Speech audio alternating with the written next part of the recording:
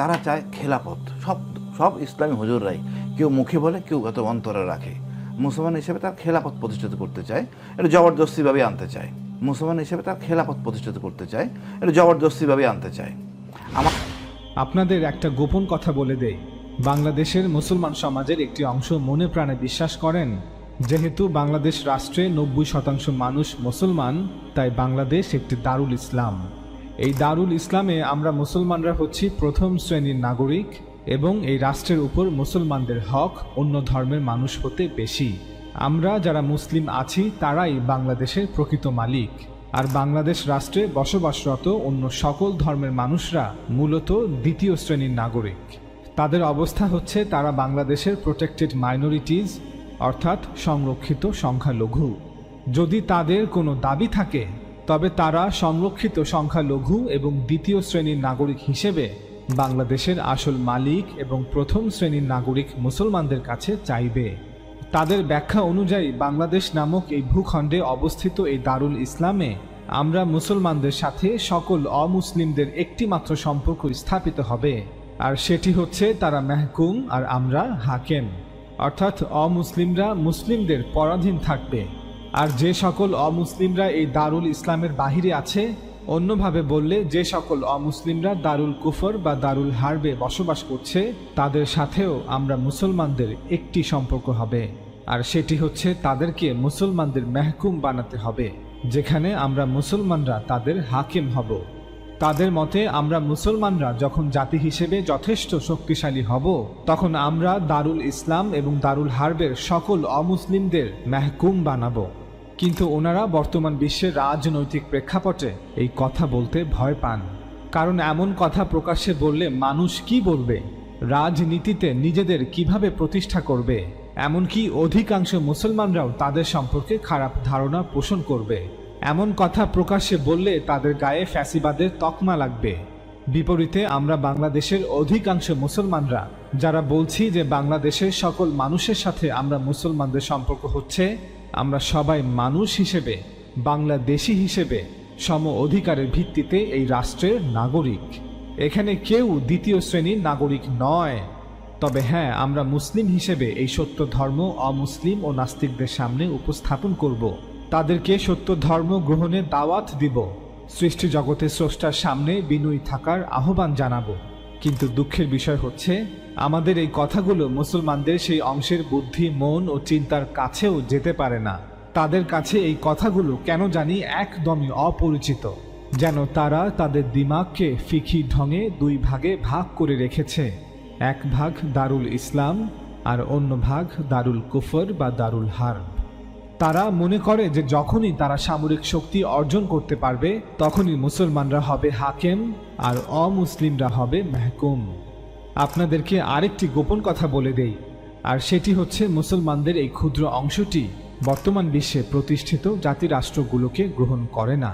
তার ফিকি চিন্তাধারা এবং মতাদর্শে জাতিরাষ্ট্রের কোনো ধারণা অস্তিত্বে থাকতে পারে না। আমরা যারা বলছি যে মুসলিম অমুসলিম সকল মানুষ নাগরিক হিসেবে সমান এবং দেশের সকল নাগরিক দেশের মালিকানায় সমান অংশীদার, এই কথাগুলো মুসলমানদের সেই অংশের কাছে অর্থহীন আলাপ। ঠিক যেমন ভারতের হিন্দুত্ববাদীদের কাছে এই কথাগুলো কিছু অর্থহীন আলাপ, ঠিক যেমন ইউরোপ আমেরিকার হোয়াইট সুপ্রিমেসিস্টদের কাছে এই কথাগুলো কিছু অর্থহীন আলাপ, ঠিক যেমন ইসরায়েলের কট্টর জায়নিস্টদের কাছে এই কথাগুলো কিছু অর্থহীন আলাপ, ঠিক যেমন মিয়ানমারের কট্টরপন্থী বৌদ্ধদের কাছে এই কথাগুলো কিছু অর্থহীন আলাপ। মুসলমানদের এই অংশটির মধ্যে কেউ কেউ এটাও বলেন যে আমরা মুসলমানদের উপর দায়িত্ব ছিল আমরা অমুসলিমদের উপর আধিপত্য প্রতিষ্ঠা করব।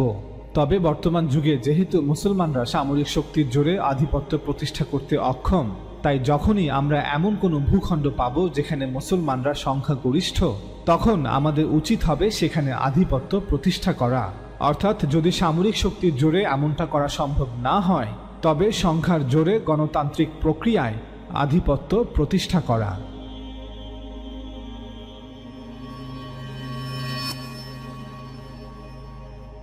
আফগান পাকিস্তান সীমান্ত অঞ্চল চিত্রালে তৈরি আফগানি পাকুল বা পাশতুন টুপি সংগ্রহ করতে আমাদের দ্য বিলিভার সুক ফেসবুক পেজে অথবা হোয়াটসঅ্যাপ নাম্বারে অর্ডার করুন। অর্ডার করতে নিচে ডেসক্রিপশন বক্সে দেওয়া লিঙ্কে ক্লিক করুন। আধুনিক পৃথিবীতে জাতিরাষ্ট্রের উদ্ভব হয়েছে কিছু সামাজিক চুক্তির মধ্য দিয়ে, যেখানে প্রতিটি ভৌগোলিক সীমারেখায় বসবাসরত সকল মানুষ, হোক তারা বিভিন্ন জাতি, গোষ্ঠী, ধর্ম অথবা বর্ণের, সকলেই এই সামাজিক চুক্তিতে চুক্তিবদ্ধ।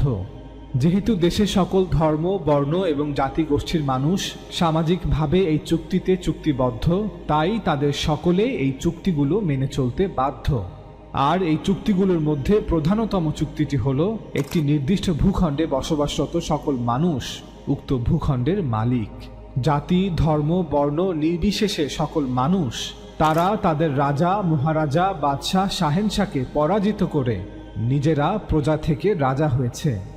রাজাদের কাছ থেকে ভূখণ্ডের মালিকানা সত্ত্ব ছিনিয়ে নিয়ে নিজেরা মালিক হয়েছে।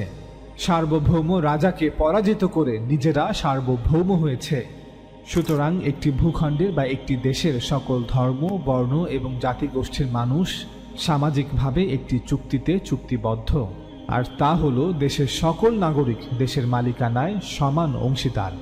নাগরিকের সাথে অন্য নাগরিকের করা এই চুক্তি অনুযায়ী দেশের কোনো নাগরিক এমন কোনো সিদ্ধান্ত নিতে পারবে না যা কোনো নির্দিষ্ট ধর্মের, বর্ণের এবং জাতিগোষ্ঠীর মানুষকে দেশের মালিকানা হতে আংশিক হলেও বঞ্চিত করতে পারে। অন্যভাবে বললে, সংখ্যাগরিষ্ঠ নাগরিক, হোক তারা কোনো ধর্মের, বর্ণের অথবা জাতিগোষ্ঠীর, তারা সংখ্যালঘিষ্ঠ নাগরিক যারা অন্য ধর্মের, অন্য বর্ণের অথবা অন্য জাতিগোষ্ঠীর, তাদের মালিকানা সত্ত্বকে চ্যালেঞ্জ জানাতে পারবে না।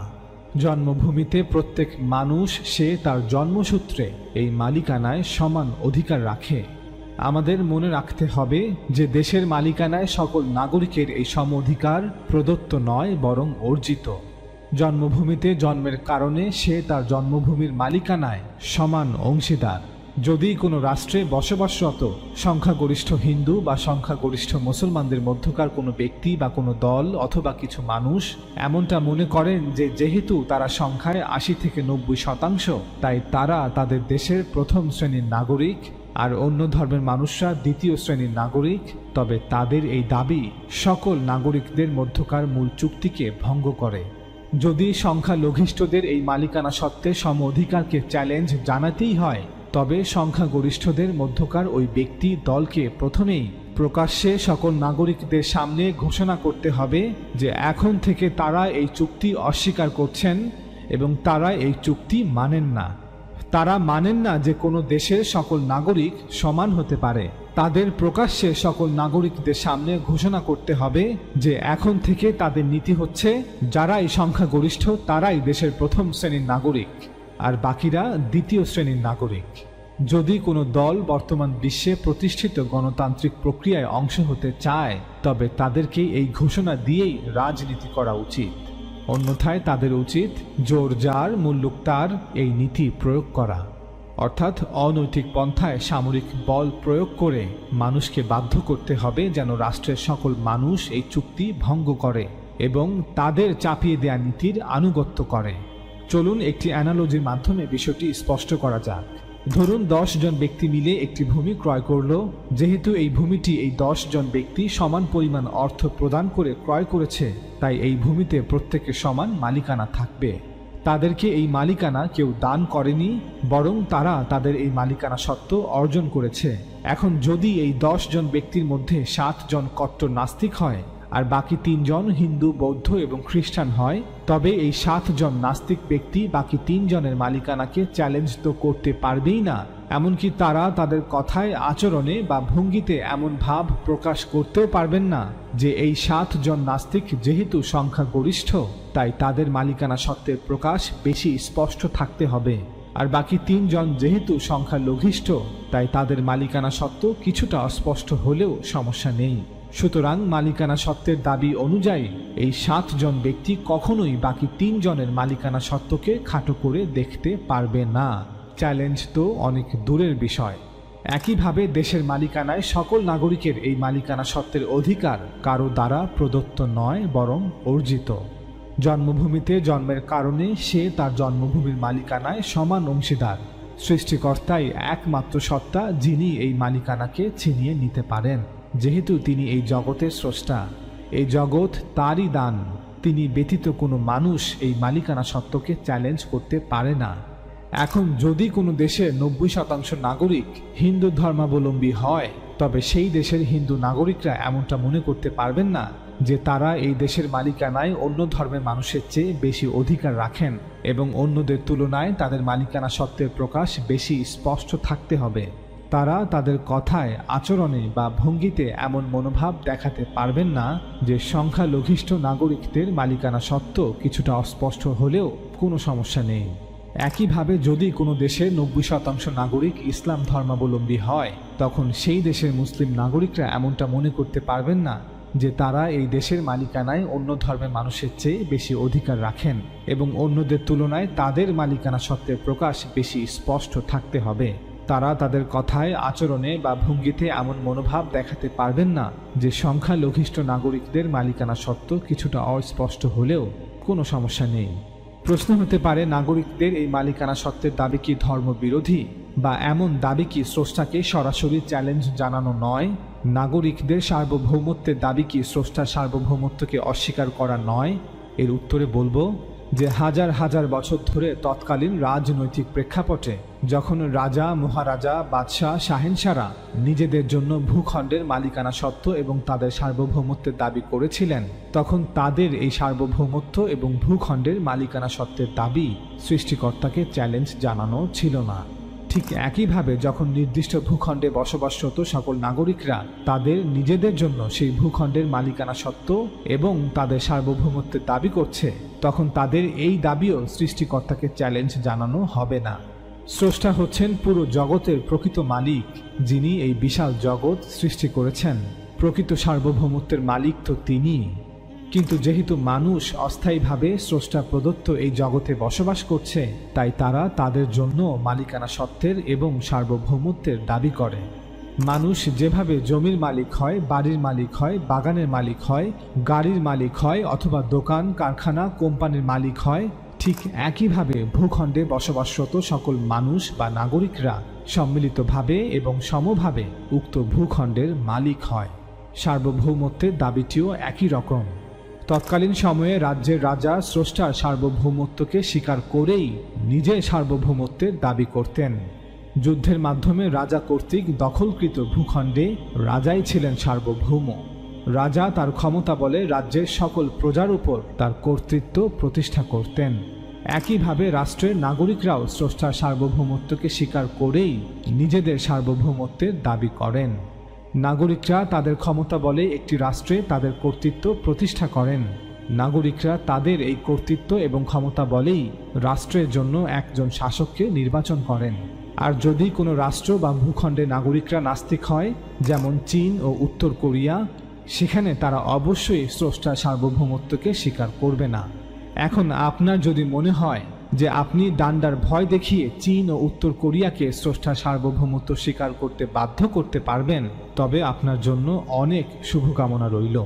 তৎকালীন সময়ে রাজা মুসলমান হলে তিনি কোরআন অনুযায়ী আইন জারি করতেন, রাজা খ্রিস্টান হলে তিনি তাওরাত ও ইঞ্জিল অনুযায়ী আইন জারি করতেন, আর রাজা হিন্দু হলে হিন্দু ধর্মগ্রন্থ অনুযায়ী আইন জারি করতেন। একইভাবে বর্তমান আধুনিক রাষ্ট্রে বসবাসরত নাগরিকরা মুসলিম হলে কোরআনের আইন মেনে চলবে, খ্রিস্টান হলে তাওরাত ও ইঞ্জিলের আইন মেনে চলবে, আর হিন্দু হলে তাদের ধর্মগ্রন্থের আইন মেনে চলবে। ঠিক যেভাবে মুসলিম রাজ্যের প্রজারা কোরআনের আইন মেনে চলত, খ্রিস্টান রাজ্যের প্রজারা তাওরাত ও ইঞ্জিলের আইন মেনে চলত, আর হিন্দু রাজ্যের প্রজারা তাদের ধর্মগ্রন্থের আইন মেনে চলত। বর্তমান পৃথিবীতে যদি কোনো রাষ্ট্র বা ভূখণ্ডের নাগরিকরা নাস্তিক হয়, যেমন চীন বা উত্তর কোরিয়া, তাদেরকে ধর্মের আইন মানতে বলাটা অনর্থক এবং বোকামি। কেউ হয়তো বলতে পারেন যে কোথায় সেই চুক্তিনামা, কোথায় সেই চুক্তিপত্র যার মাধ্যমে বাংলাদেশের মুসলিম অমুসলিম সকল নাগরিকদের জন্য রাষ্ট্রের মালিকানায় সম অধিকার নিশ্চিত করা হয়েছে? এই প্রশ্নের একদমই সংক্ষিপ্ত উত্তর হচ্ছে, সামাজিক চুক্তি কোনো কাগজে কলমের কালি দিয়ে লিপিবদ্ধ করে রাখা বিষয় নয়। তাহলে সামাজিক চুক্তি কি? সামাজিক চুক্তি হচ্ছে এমন কতগুলো বিষয় যার উপর সমাজে বসবাসকারী সকল মানুষ সর্বসম্মতভাবে একমত থাকে। অর্থাৎ এমন কতগুলো বিষয় বা চুক্তি রয়েছে যেগুলো আমরা সমাজের সবাই মেনে চলি এবং সম্মান করি। এর কিছু উদাহরণ হচ্ছে, সমাজের কোনো মানুষ অন্য মানুষের জীবন, অন্য মানুষের সম্পদ এবং অন্য মানুষের সম্মানের ক্ষতি করবে না। যারা মানুষের জীবন, মানুষের সম্পদ এবং মানুষের সম্মানের ক্ষতি করবে তারা অপরাধী বলে সাব্যস্ত হবে এবং তাদের শাস্তির মুখোমুখি করতে হবে। সুতরাং হত্যা করার পর কোনো হত্যাকারী আদালতে এই কথা বলতে পারবে না, আমি তো নিহত ব্যক্তির সাথে কোনো চুক্তি করিনি যে আমি তাকে হত্যা করব না। ডাকাতির পর কোনো ডাকাত আদালতে এই কথা বলতে পারবে না যে আমি এই বাসায় ডাকাতি না করার কোনো চুক্তি করিনি। সমাজে বসবাসকারী প্রত্যেক মানুষের অধিকার রয়েছে সে স্রষ্টাকে যেভাবে বিশ্বাস করতে চায়, যেই রূপে বিশ্বাস করতে চায়, যেই ঢঙে উপাসনা করতে চায়, সে তা করতে পারবে। যদিও তার এই বিশ্বাস এবং উপাসনার ঢং আমার কাছে অশুদ্ধ, মিথ্যা এবং পাপ। আমরা সকল মানুষ সর্বসম্মতভাবে একমত যে মানুষ হিসেবে আমরা সবাই সমান। সে নারী হোক অথবা পুরুষ, কালো হোক অথবা সাদা, গরিব হোক অথবা ধনী, সমাজের সকল স্তরের সকল মানুষ আমরা সবাই সমান। সমাজে বসবাসকারী প্রত্যেক মানুষ তার বড়কে সম্মান করবে আর ছোটকে স্নেহ করবে। যদি কেউ এমনটা না করে তবে সে সমাজের চোখে একজন ঘৃণ্য ব্যক্তি বলে চিহ্নিত হবে। সমাজে কেউ বিপদে পড়লে তার সাহায্যে সমাজের অন্যরা তাদের সাধ্য অনুযায়ী এগিয়ে আসবে। যদি কেউ তার সাধ্য থাকা সত্ত্বেও অন্যের বিপদে এগিয়ে না আসে তবে সে সমাজে ঘৃণ্য ব্যক্তি বলে চিহ্নিত হবে। এমন আরও অনেক বিষয় রয়েছে যার উপর সমাজে বসবাসকারী সকল মানুষ সর্বসম্মতভাবে একমত থাকে। এই সামাজিক চুক্তিগুলো আমরা সবাই মেনে চলি এবং সম্মান করি। সংক্ষিপ্ত উত্তর প্রদানের পর হয়তো এখনও অনেকের মনেই এই প্রশ্ন উত্থাপিত হবে যে আধুনিক রাষ্ট্রে বসবাসকারী নাগরিকদের মধ্যে বিদ্যমান সেই চুক্তিটি কোথায় এবং এই চুক্তি কখন কিভাবে অস্তিত্বে এলো। চলুন এবার এই প্রশ্নের একটি বিস্তারিত উত্তর দেয়া যাক। রাষ্ট্রে বসবাসকারী নাগরিকদের মধ্যে বিদ্যমান সেই চুক্তিটি কোথায় আছে তা খুঁজে বের করার জন্য আমাদের প্রথমে একটু জানতে হবে যে কি কি ধরনের রাষ্ট্র পৃথিবীতে ছিল এবং আছে, কিভাবে এই রাষ্ট্রগুলো অস্তিত্বে এলো, এই রাষ্ট্রগুলোর ভিত্তি কি ছিল। এই প্রশ্নগুলোর উত্তর পাওয়া গেলে আমরা রাষ্ট্রে বসবাসকারী নাগরিকদের মধ্যে বিদ্যমান সেই চুক্তিটিও খুঁজে পাব। চলুন তবে রাষ্ট্রের ধরন এবং এর ভিত্তি নিয়ে আলোচনা করা যাক। প্রায় 3000 বছর পূর্বে আরবের ভূমিতে একটি বিশেষ ধরনের রাষ্ট্র অস্তিত্বে আসে। এটি এমন রাষ্ট্র যা পৃথিবীর স্রষ্টা তার নিজের জন্য খাস করে নিয়েছেন। তিনি তার নিজের জন্য নির্ধারণ করেছেন। পৃথিবীর স্রষ্টা হিসেবে আল্লাহ তাআলা তার মহান আদেশে রিসালাতের বিশেষ বিধান অনুযায়ী এই রাষ্ট্রটি সৃষ্টি করেছিলেন। এই রাষ্ট্রটিকে এক ঈশ্বরবাদের মার্কাজ বা কেন্দ্র হিসেবে অস্তিত্বে আনা হয়েছিল। ফলে তাওহীদের অনুগত নয় এমন কেউ এই রাষ্ট্রে স্থায়ীভাবে বসবাস করতে পারত না। আর তা ছিল জেরুজালেম শহর ও তার চারপাশের অঞ্চল। 70 খ্রিস্টাব্দে এই রাষ্ট্রের অধিবাসীদের ধ্বংস করে দেওয়ার 600 বছর পর আল্লাহ তাআলা জাজিরাতুল আরব অর্থাৎ মক্কা ও তার চারপাশের অঞ্চলে আরেকটি রাষ্ট্র প্রতিষ্ঠা করেন। পূর্বের ন্যায় এই রাষ্ট্রটিকেও রিসালাতের বিশেষ বিধান অনুযায়ী প্রতিষ্ঠা করা হয়েছিল, যা ছিল বিশুদ্ধ এক ঈশ্বরবাদের মার্কাজ বা কেন্দ্র। ফলে তাওহীদের অনুগত নয় এমন কেউ কিয়ামত পর্যন্ত এই রাষ্ট্রে স্থায়ীভাবে বসবাস করতে পারবে না।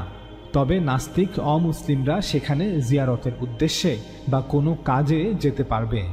রিসালাতের বিশেষ বিধান অনুযায়ী আল্লাহ তাআলা কর্তৃক বাছাইকৃত এই দুটি রাষ্ট্র সম্পর্কে অন্য কোনো ভিডিওতে বিস্তারিতভাবে আলোচনা করা হবে ইনশাআল্লাহ। দ্বিতীয় প্রকারের রাষ্ট্র ছিল রাজ্য আর সাম্রাজ্য। আমাদের মনে রাখতে হবে যে একটি রাজ্য একটি সার্বভৌম রাষ্ট্র যার রাষ্ট্রপ্রধান একজন রাজা। আবার একটি সাম্রাজ্য একটি সার্বভৌম রাষ্ট্র যার রাষ্ট্রপ্রধান একজন সম্রাট। এই রাজ্য এবং সাম্রাজ্যগুলো যুদ্ধ অভিযানে বিজয়ের মাধ্যমে প্রতিষ্ঠা করা হতো। পৃথিবীতে প্রায় 7000 বছর পূর্ব সময় হতে এই ধরনের রাষ্ট্রগুলো অস্তিত্বে আসা শুরু করে। দ্বিতীয় বিশ্বযুদ্ধ পর্যন্ত পৃথিবীতে এভাবেই যুদ্ধ অভিযানে বিজয়ের মাধ্যমে এই ধরনের রাষ্ট্রগুলো প্রতিষ্ঠা করা হতো। যখন কোনো রাজা বাদশাহ সিদ্ধান্ত নিত যে সে যথেষ্ট শক্তি অর্জন করেছে তখন অন্য ভূখণ্ডে আক্রমণ চালাতো। তৎকালীন সময়ে অন্য ভূখণ্ডে আক্রমণ চালানো খারাপভাবে দেখা হতো না, কারণ শক্তি থাকলে সে নিজেও অন্য ভূমিতে আক্রমণ করত। আমরা যখন ইতিহাস পড়ি তখন সাইরাস, আলেকজান্ডার, অশোকা বা চেঙ্গিস খানকে দোষারোপ করি না যে কেন তারা অন্য ভূখণ্ডে আক্রমণ করেছিল। ইতিহাস তাদেরকে বিজয়ী হিসেবেই উপস্থাপন করে। একইভাবে মুসলিম সাম্রাজ্য যেমন উমাইয়া সাম্রাজ্য, আব্বাসীয় সাম্রাজ্য, ওসমানী সাম্রাজ্য বা মুঘল সাম্রাজ্য, ইতিহাস তাদেরকেও দোষারোপ করে না। যে কেন তারা অন্য ভূখণ্ডে আক্রমণ করেছিল। আমাদের মনে রাখতে হবে যে সে সময় রাষ্ট্র এভাবেই তৈরি করা হতো। সেই রাষ্ট্রের রাজা এবং সম্রাটের সাথে মানুষের সম্পর্ক ছিল হাকেম এবং মেহকুম হিসেবে, অর্থাৎ শাসকের সাথে প্রজার সম্পর্ক। ব্রিটিশরা যখন ভারতবর্ষ শাসন করেছে তখন আমাদের পূর্বপুরুষরাও তাদের প্রজা ছিল। দ্বিতীয় বিশ্বযুদ্ধ পর্যন্ত পৃথিবীতে এমন অসংখ্য রাজ্য আর সাম্রাজ্য সৃষ্টি হয়েছে। এই রাষ্ট্রগুলোর সীমানা যুদ্ধের জয় পরাজয় ঠিক করে দিত। বিজয়ী হলে রাষ্ট্রের সীমানা বৃদ্ধি পেত, আর পরাজিত হলে রাষ্ট্রের সীমানা কমে আসত। উদাহরণস্বরূপ, আফগানিস্তান অসংখ্যবার হিন্দুস্তান বা ভারতবর্ষের অংশ হয়েছে, আবার অন্য রাজ্য বা সাম্রাজ্যের অংশ হয়েছে। একইভাবে বর্তমান বাংলাদেশ ভূখণ্ড ইতিহাসে বারবার ভারতবর্ষের অংশ হয়েছে, আবার স্বাধীন হয়েছে। বর্তমান আধুনিক যুগে যেই ভিত্তির উপর রাষ্ট্র প্রতিষ্ঠা করা হয়, আজ থেকে 70-80 বছর পূর্বে এমনটা হতো না। আমরা মুসলমানরা হাজার বছরের অধিক সময় ধরে এভাবেই পৃথিবীর বিভিন্ন অঞ্চলে বিভিন্ন রাষ্ট্র প্রতিষ্ঠা করেছি। প্রসিদ্ধ কিছু রাষ্ট্রের নাম আপনাদের সামনে তুলে ধরছি। খিলাফত হিসেবে ছিল রাশিদুন খিলাফত, উমাইয়া খিলাফত, আব্বাসীয় খিলাফত, স্পেনের উমাইয়া কর্দোবা খিলাফত, ফাতিমি খিলাফত, ওসমানীয় খিলাফত। পারস্য বা ইরানের কিছু প্রসিদ্ধ রাষ্ট্রগুলো হল সামানি সাম্রাজ্য, খোয়ারিজমি সাম্রাজ্য, গজনভি রাজবংশ, সাফাভি সাম্রাজ্য। মধ্যপ্রাচ্যের কিছু প্রসিদ্ধ রাষ্ট্রগুলো হল তুলুনি রাজবংশ, আইয়ুবীয় রাজবংশ, কায়রোর মামলুক সালতানাত।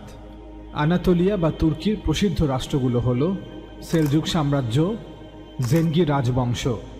দক্ষিণ এশিয়ার কিছু প্রসিদ্ধ রাষ্ট্রগুলো হল ঘুরি সাম্রাজ্য, গজনভি রাজবংশ, দিল্লির মামলুক সাম্রাজ্য, খিলজি রাজবংশ, তুঘলক রাজবংশ।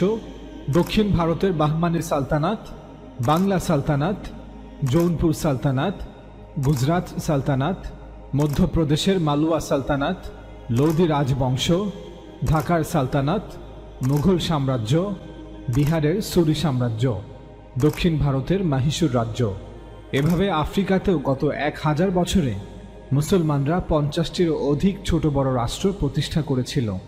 এই সবগুলো মুসলিম রাষ্ট্র যুদ্ধ অভিযানে বিজয়ের মাধ্যমে প্রতিষ্ঠা করা হয়েছিল, এবং এই মুসলিম রাষ্ট্রগুলোর সীমানা সময়ে সময়ে বাড়ত আবার কমত। নির্ভর করত কোন মুসলিম রাষ্ট্র যুদ্ধে জয়ী হয়েছে আর কোন মুসলিম রাষ্ট্র যুদ্ধে পরাজিত হয়েছে। তৎকালীন সময়ে গোটা পৃথিবীর সকল রাষ্ট্রগুলোতে রাজা মহারাজাদের সাথে জনসাধারণের সম্পর্ক সম অধিকারের ভিত্তিতে প্রতিষ্ঠিত ছিল না, হোক সেটা মুসলিম রাষ্ট্র অথবা অমুসলিম রাষ্ট্র। রাজ্যের শাসক ছিল হাকেম এবং রাজ্যে বসবাসকারী জনসাধারণ ছিল মেহকুম, অর্থাৎ স্বাধীন সার্বভৌম রাজার অধীনে বসবাসকারী জনসাধারণ। সে সময় আদর্শ রাজা বলতে তাকেই বোঝানো হতো যে তার প্রজাদের সাথে সদয় আচরণ করে, তাদের কষ্ট লাঘব করে। কিন্তু রাজা ও প্রজাদের মধ্যে সম্পর্ক কখনোই সমান ছিল না। সম অধিকারের ভিত্তিতে তাদের মধ্যে কোনো সম্পর্ক স্থাপিত হয়নি। রাজা সব সময় স্বাধীন সার্বভৌম ছিল আর প্রজারা ছিল তার অধীন। এর ব্যতিক্রম ছিল শুধু খোলাফায়ে রাশিদিনদের শাসন আমল। খোলাফায়ে রাশিদিনদের শাসন আমল নিয়ে অন্য কোনো ভিডিওতে বিস্তারিতভাবে আলোচনা করা হবে ইনশাআল্লাহ। 1500 খ্রিস্টাব্দ হতে দ্বিতীয় বিশ্বযুদ্ধ পর্যন্ত ইউরোপের কয়েকটি ধনী ও শক্তিশালী দেশ গোটা আফ্রিকা, দক্ষিণ আমেরিকা, এশিয়া এবং ক্যারিবীয় অঞ্চলে তাদের উপনিবেশ স্থাপন করে। এই ঔপনিবেশিক সাম্রাজ্যগুলোর রাজা বাদশাদের সাথে আফ্রিকা, দক্ষিণ আমেরিকা, এশিয়ার মানুষের সম্পর্কও একই রকম ছিল, অর্থাৎ শাসকের সাথে প্রজাদের সম্পর্ক। তবে এই ইউরোপীয় শক্তিগুলোর উপনিবেশ প্রতিষ্ঠার পেছনে উদ্দেশ্য ছিল বৈষম্য, সহিংসতা এবং শোষণের মাধ্যমে অর্থনৈতিক আধিপত্য বিস্তার করা। এই ইউরোপীয় ঔপনিবেশিক সাম্রাজ্যগুলোর সীমানা যুদ্ধ অভিযানে বিজয়ের মাধ্যমে প্রতিষ্ঠা করা হয়েছিল, যেখানে সাম্রাজ্যগুলোর সীমানা সময়ে সময়ে বাড়ত আবার কমত। তৃতীয় প্রকার রাষ্ট্র হল নেশন স্টেট বা জাতিরাষ্ট্র। ইতিহাসের অনেকগুলো ধাপ অতিক্রম করে ধীরে ধীরে জাতিরাষ্ট্রের ধারণা অস্তিত্বে আসে। জাতিরাষ্ট্রকে অস্তিত্বে আসার জন্য এটা আবশ্যক ছিল যে রাজতন্ত্রকে দুর্বল করে দিতে হবে। এজন্য পশ্চিম ইউরোপে সর্বপ্রথম রিপাবলিক বা প্রজাতন্ত্রের ধারণা জন্ম লাভ করে। প্রজাতন্ত্র হলো এমন একটি সরকার ব্যবস্থা যেখানে সর্বোচ্চ ক্ষমতা থাকে জনগণের হাতে। বিপরীতে রাজতন্ত্র হলো এমন একটি সরকার ব্যবস্থা যেখানে সর্বোচ্চ ক্ষমতা থাকে রাজার হাতে। সর্বপ্রথম 1517 খ্রিস্টাব্দে জার্মানিতে রোমান ক্যাথলিক চার্চের বিরুদ্ধে প্রোটেস্ট্যান্ট রিফরমেশন মুভমেন্ট বা প্রোটেস্ট্যান্ট সংস্কার আন্দোলন শুরু হয়, যার নেতৃত্বে ছিলেন জার্মান ধর্মযাজক মার্টিন লুথার। পরবর্তীতে সুইস যাজক জন কালভা এবং অন্যান্য অগ্রবর্তী প্রোটেস্ট্যান্ট সংস্কার আন্দোলনকারীরা এই আন্দোলন অব্যাহত রাখেন। এরপর ইংল্যান্ডে 1648 খ্রিস্টাব্দে শুরু হয় ইংলিশ রেভলিউশন, যা 1688 খ্রিস্টাব্দ পর্যন্ত চলমান থাকে, যেখানে রাজতন্ত্রের সাথে বিপ্লবীদের একটি চুক্তি সম্পাদন হয় যে গ্রেট ব্রিটেনে রাজতন্ত্রও থাকবে, পাশাপাশি বিপ্লবীরা একটি প্রজাতন্ত্র প্রতিষ্ঠা করে রাষ্ট্র পরিচালনা করবে। এরপর 1765 হতে 1791 সালের মধ্যে ঘটে আমেরিকান রেভলিউশন, যেখানে ব্রিটিশদের পরাজিত করে আমেরিকানরা একটি স্বাধীন প্রজাতান্ত্রিক রাষ্ট্র গঠন করে। 1789 সালে সংঘটিত হয় ফ্রেঞ্চ রেভলিউশন বা ফরাসি বিপ্লব, যা পরিপূর্ণভাবে রাজতন্ত্রকে বিলুপ্ত করে দেয়। ইউরোপের রাজনৈতিক প্রেক্ষাপটের এই আমূল পরিবর্তনের পেছনে পুঁজিবাদী ব্যবস্থাকে মূল শক্তি হিসেবে দায়ী করা হয়, কারণ ইতিহাসের এই অধ্যায়কে ভালো করে পর্যালোচনা করলে দেখা যায় যে ইউরোপে রাজতন্ত্র এবং সামন্ততন্ত্র যতটুকু দুর্বল হচ্ছিল, পুঁজিবাদী অর্থনীতি এবং পুঁজিবাদী শ্রেণী ঠিক ততটুকুই শক্তিশালী হয়ে উঠেছিল। অর্থাৎ নগর সভ্যতা ও বাণিজ্যের প্রসারের ফলে পুঁজিবাদী অর্থনীতির প্রসার ঘটেছিল। পুঁজিবাদী অর্থনীতির প্রসারের কারণে পুঁজিবাদী শ্রেণী শক্তিশালী হচ্ছিল, এবং পুঁজিবাদী শ্রেণী শক্তিশালী হওয়ার কারণে রাজতন্ত্র এবং সামন্ততন্ত্র দুর্বল হয়ে পড়েছিল। অর্থাৎ রাজতন্ত্র দুর্বল হওয়ায় পুঁজিবাদী শ্রেণী লাভবান হয়েছিল। এর প্রমাণ হচ্ছে ইংলিশ রেভলিউশন, আমেরিকান রেভলিউশন অথবা ফ্রেঞ্চ রেভলিউশন, এই তিনটি সফল রেভলিউশনের পর গঠিত প্রজাতন্ত্রে সাধারণ গরিব, কৃষক এবং শ্রমিক শ্রেণী তাদের ভোটাধিকার পায়নি।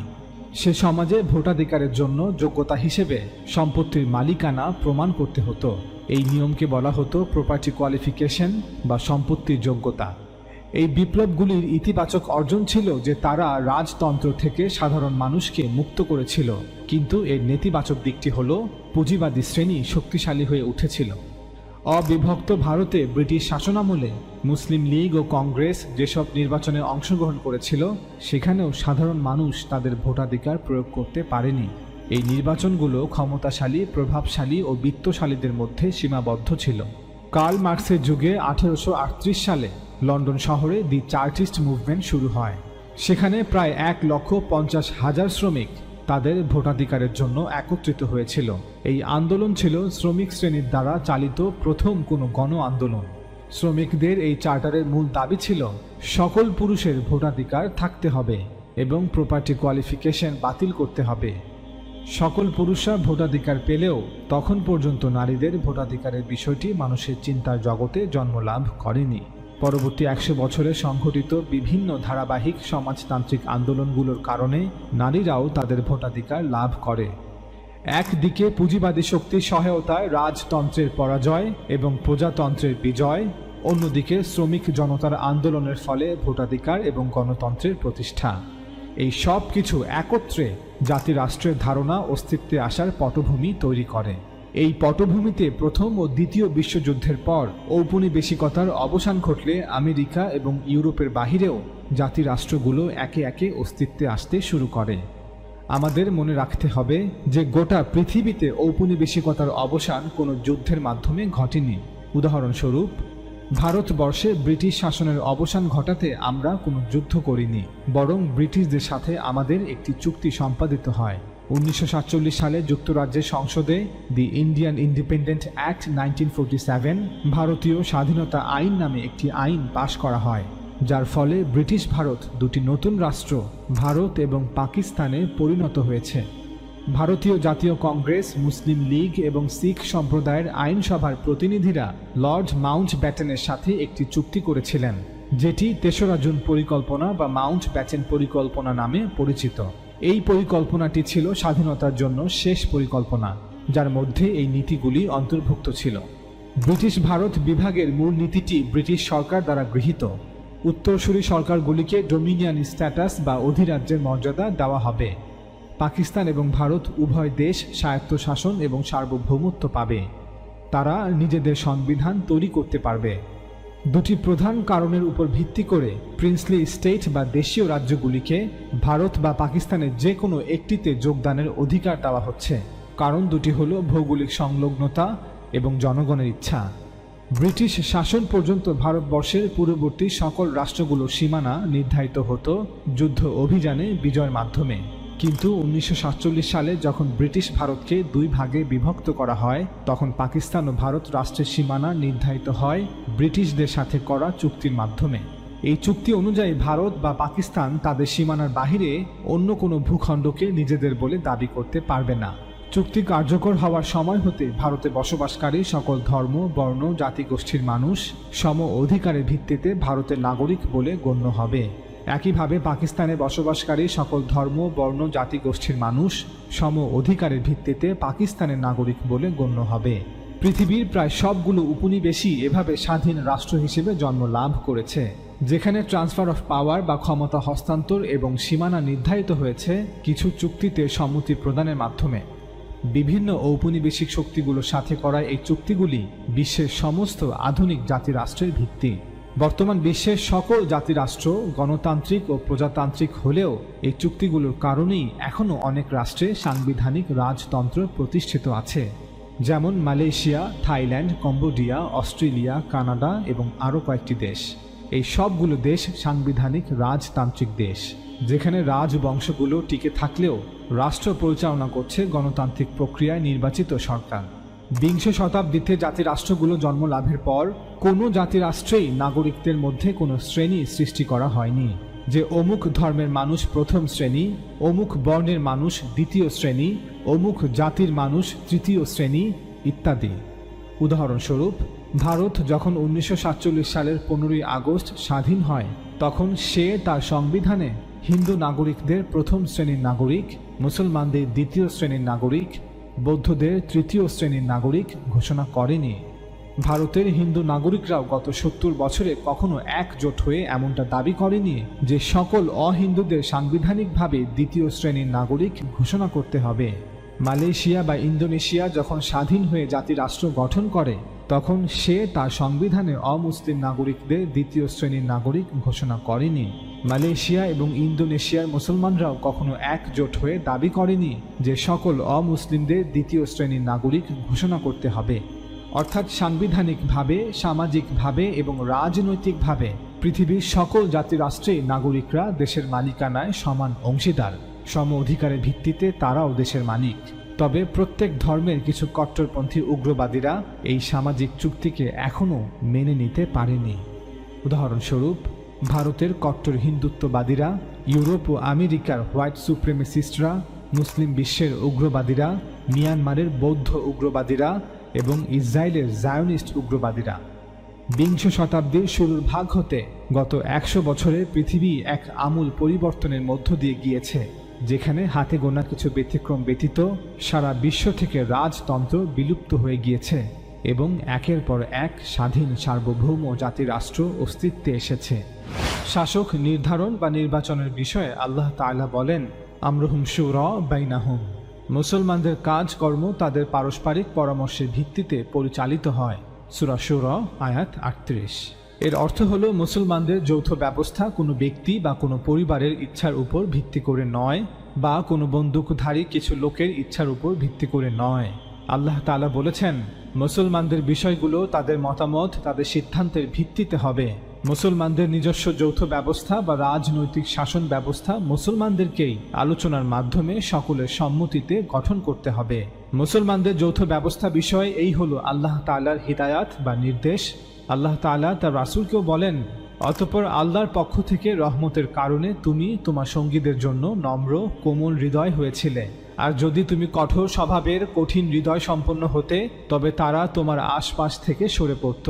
সুতরাং তুমি তাদেরকে ক্ষমা করো এবং তাদের জন্য আল্লাহর কাছে ক্ষমা প্রার্থনা করো। আর সকল কাজকর্মে তুমি তোমার সঙ্গীদের সাথে পরামর্শ করো। অতঃপর পরামর্শের পর যখন সিদ্ধান্ত নেবে, তখন আল্লাহ তাআলার উপর তাওয়াক্কুল ভরসা করবে। নিশ্চয়ই আল্লাহ তাওয়াক্কুলকারীদেরকে ভালোবাসেন। সূরা আলে ইমরান আয়াত 159। চলুন দেখি আল্লাহর রাসূল কিভাবে আল্লাহ তাআলার এই নির্দেশ বাস্তবায়ন করেছেন। আমরা সবাই জানি যে আল্লাহ রাসূল সাল্লাল্লাহু আলাইহি ওয়াসাল্লামের জামানায় মুসলমানদের সমস্ত রাজনৈতিক শক্তি মদিনায় কেন্দ্রীভূত ছিল। সে সময় মদিনার আনসাররা ছিলেন সংখ্যাগরিষ্ঠ। আনসারদের তুলনায় মুহাজিরদের সংখ্যা ছিল খুবই সামান্য, কারণ আনসারদের দুটি প্রধান গোত্র আউস এবং খাজরাজ নবী সাল্লাল্লাহু আলাইহি ওয়াসাল্লামকে তাদের শহর মদিনায় অর্থাৎ তৎকালীন ইয়াথরিবে আমন্ত্রণ জানিয়েছিলেন। তারাই ছিলেন নবী সাল্লাল্লাহু আলাইহি ওয়াসাল্লামের প্রধান পৃষ্ঠপোষক। তাই মদিনায় হিজরতের পর থেকে মক্কা বিজয়ের 1 বছর পর পর্যন্ত অর্থাৎ সূরা তাওবা নাজিলের সময় পর্যন্ত এই 9 বছর আল্লাহ রাসূল সাল্লাল্লাহু আলাইহি ওয়াসাল্লাম সব সময় আনসারদের মতামতকে প্রাধান্য দিতেন।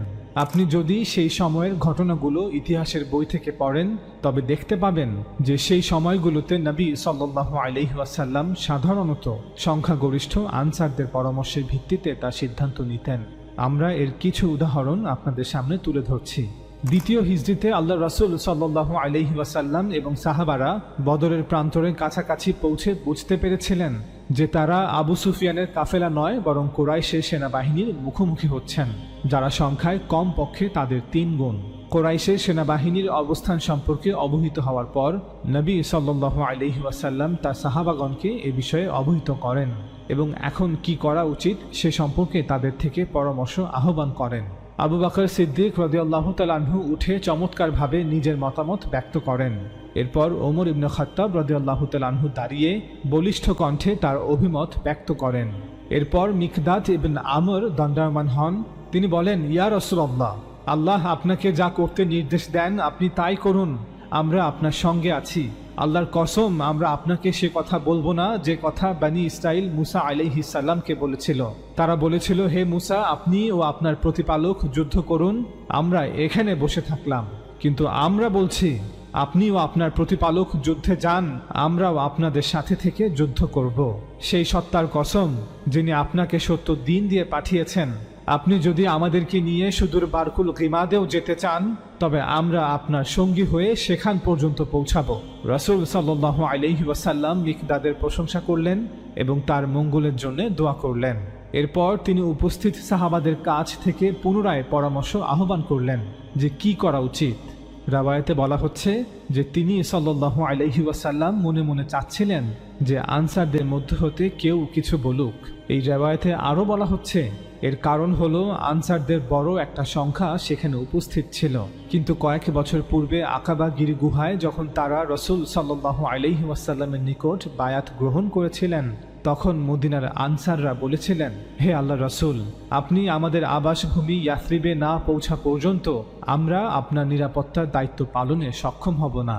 যখন আপনি আমাদের মাঝে চলে আসবেন তখন থেকে আপনি আমাদের দায়িত্বে থাকবেন। আমরা আপনাকে বিপদ আপদ ও শত্রু থেকে সেই রূপ রক্ষা করব যেমনটি আমাদের সন্তানাদি ও পরিবার পরিজনকে করে থাকি।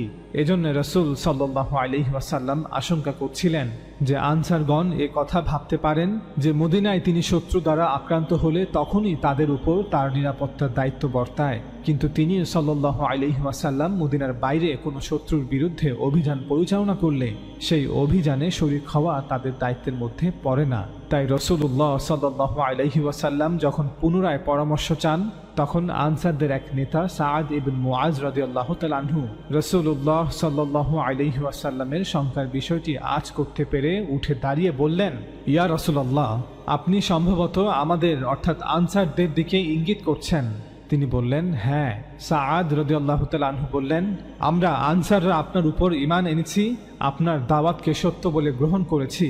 আপনি আল্লাহ তাআলার পক্ষ হতে যে বিধিবিধান নিয়ে এসেছেন তার সত্যতার উপর সাক্ষ্য দিয়েছি এবং এই বিশ্বাসের উপর ভিত্তি করে আপনার নিকট অঙ্গীকার করেছি ও প্রতিশ্রুতিবদ্ধ হয়েছি যে আপনার কথা শুনব ও আপনার আনুগত্য করব।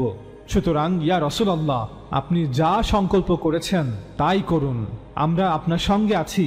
সেই সত্তার কসম যিনি আপনাকে সত্য বিধান সহ পাঠিয়েছেন, আপনি যদি আমাদেরকে নিয়ে সমুদ্রে যান এবং তাতে ঝাঁপ দেন তবে আমরাও তাতে ঝাঁপিয়ে পড়ব। আমরা আনসারদের একটি লোকও এ ব্যাপারে পিছিয়ে থাকব না।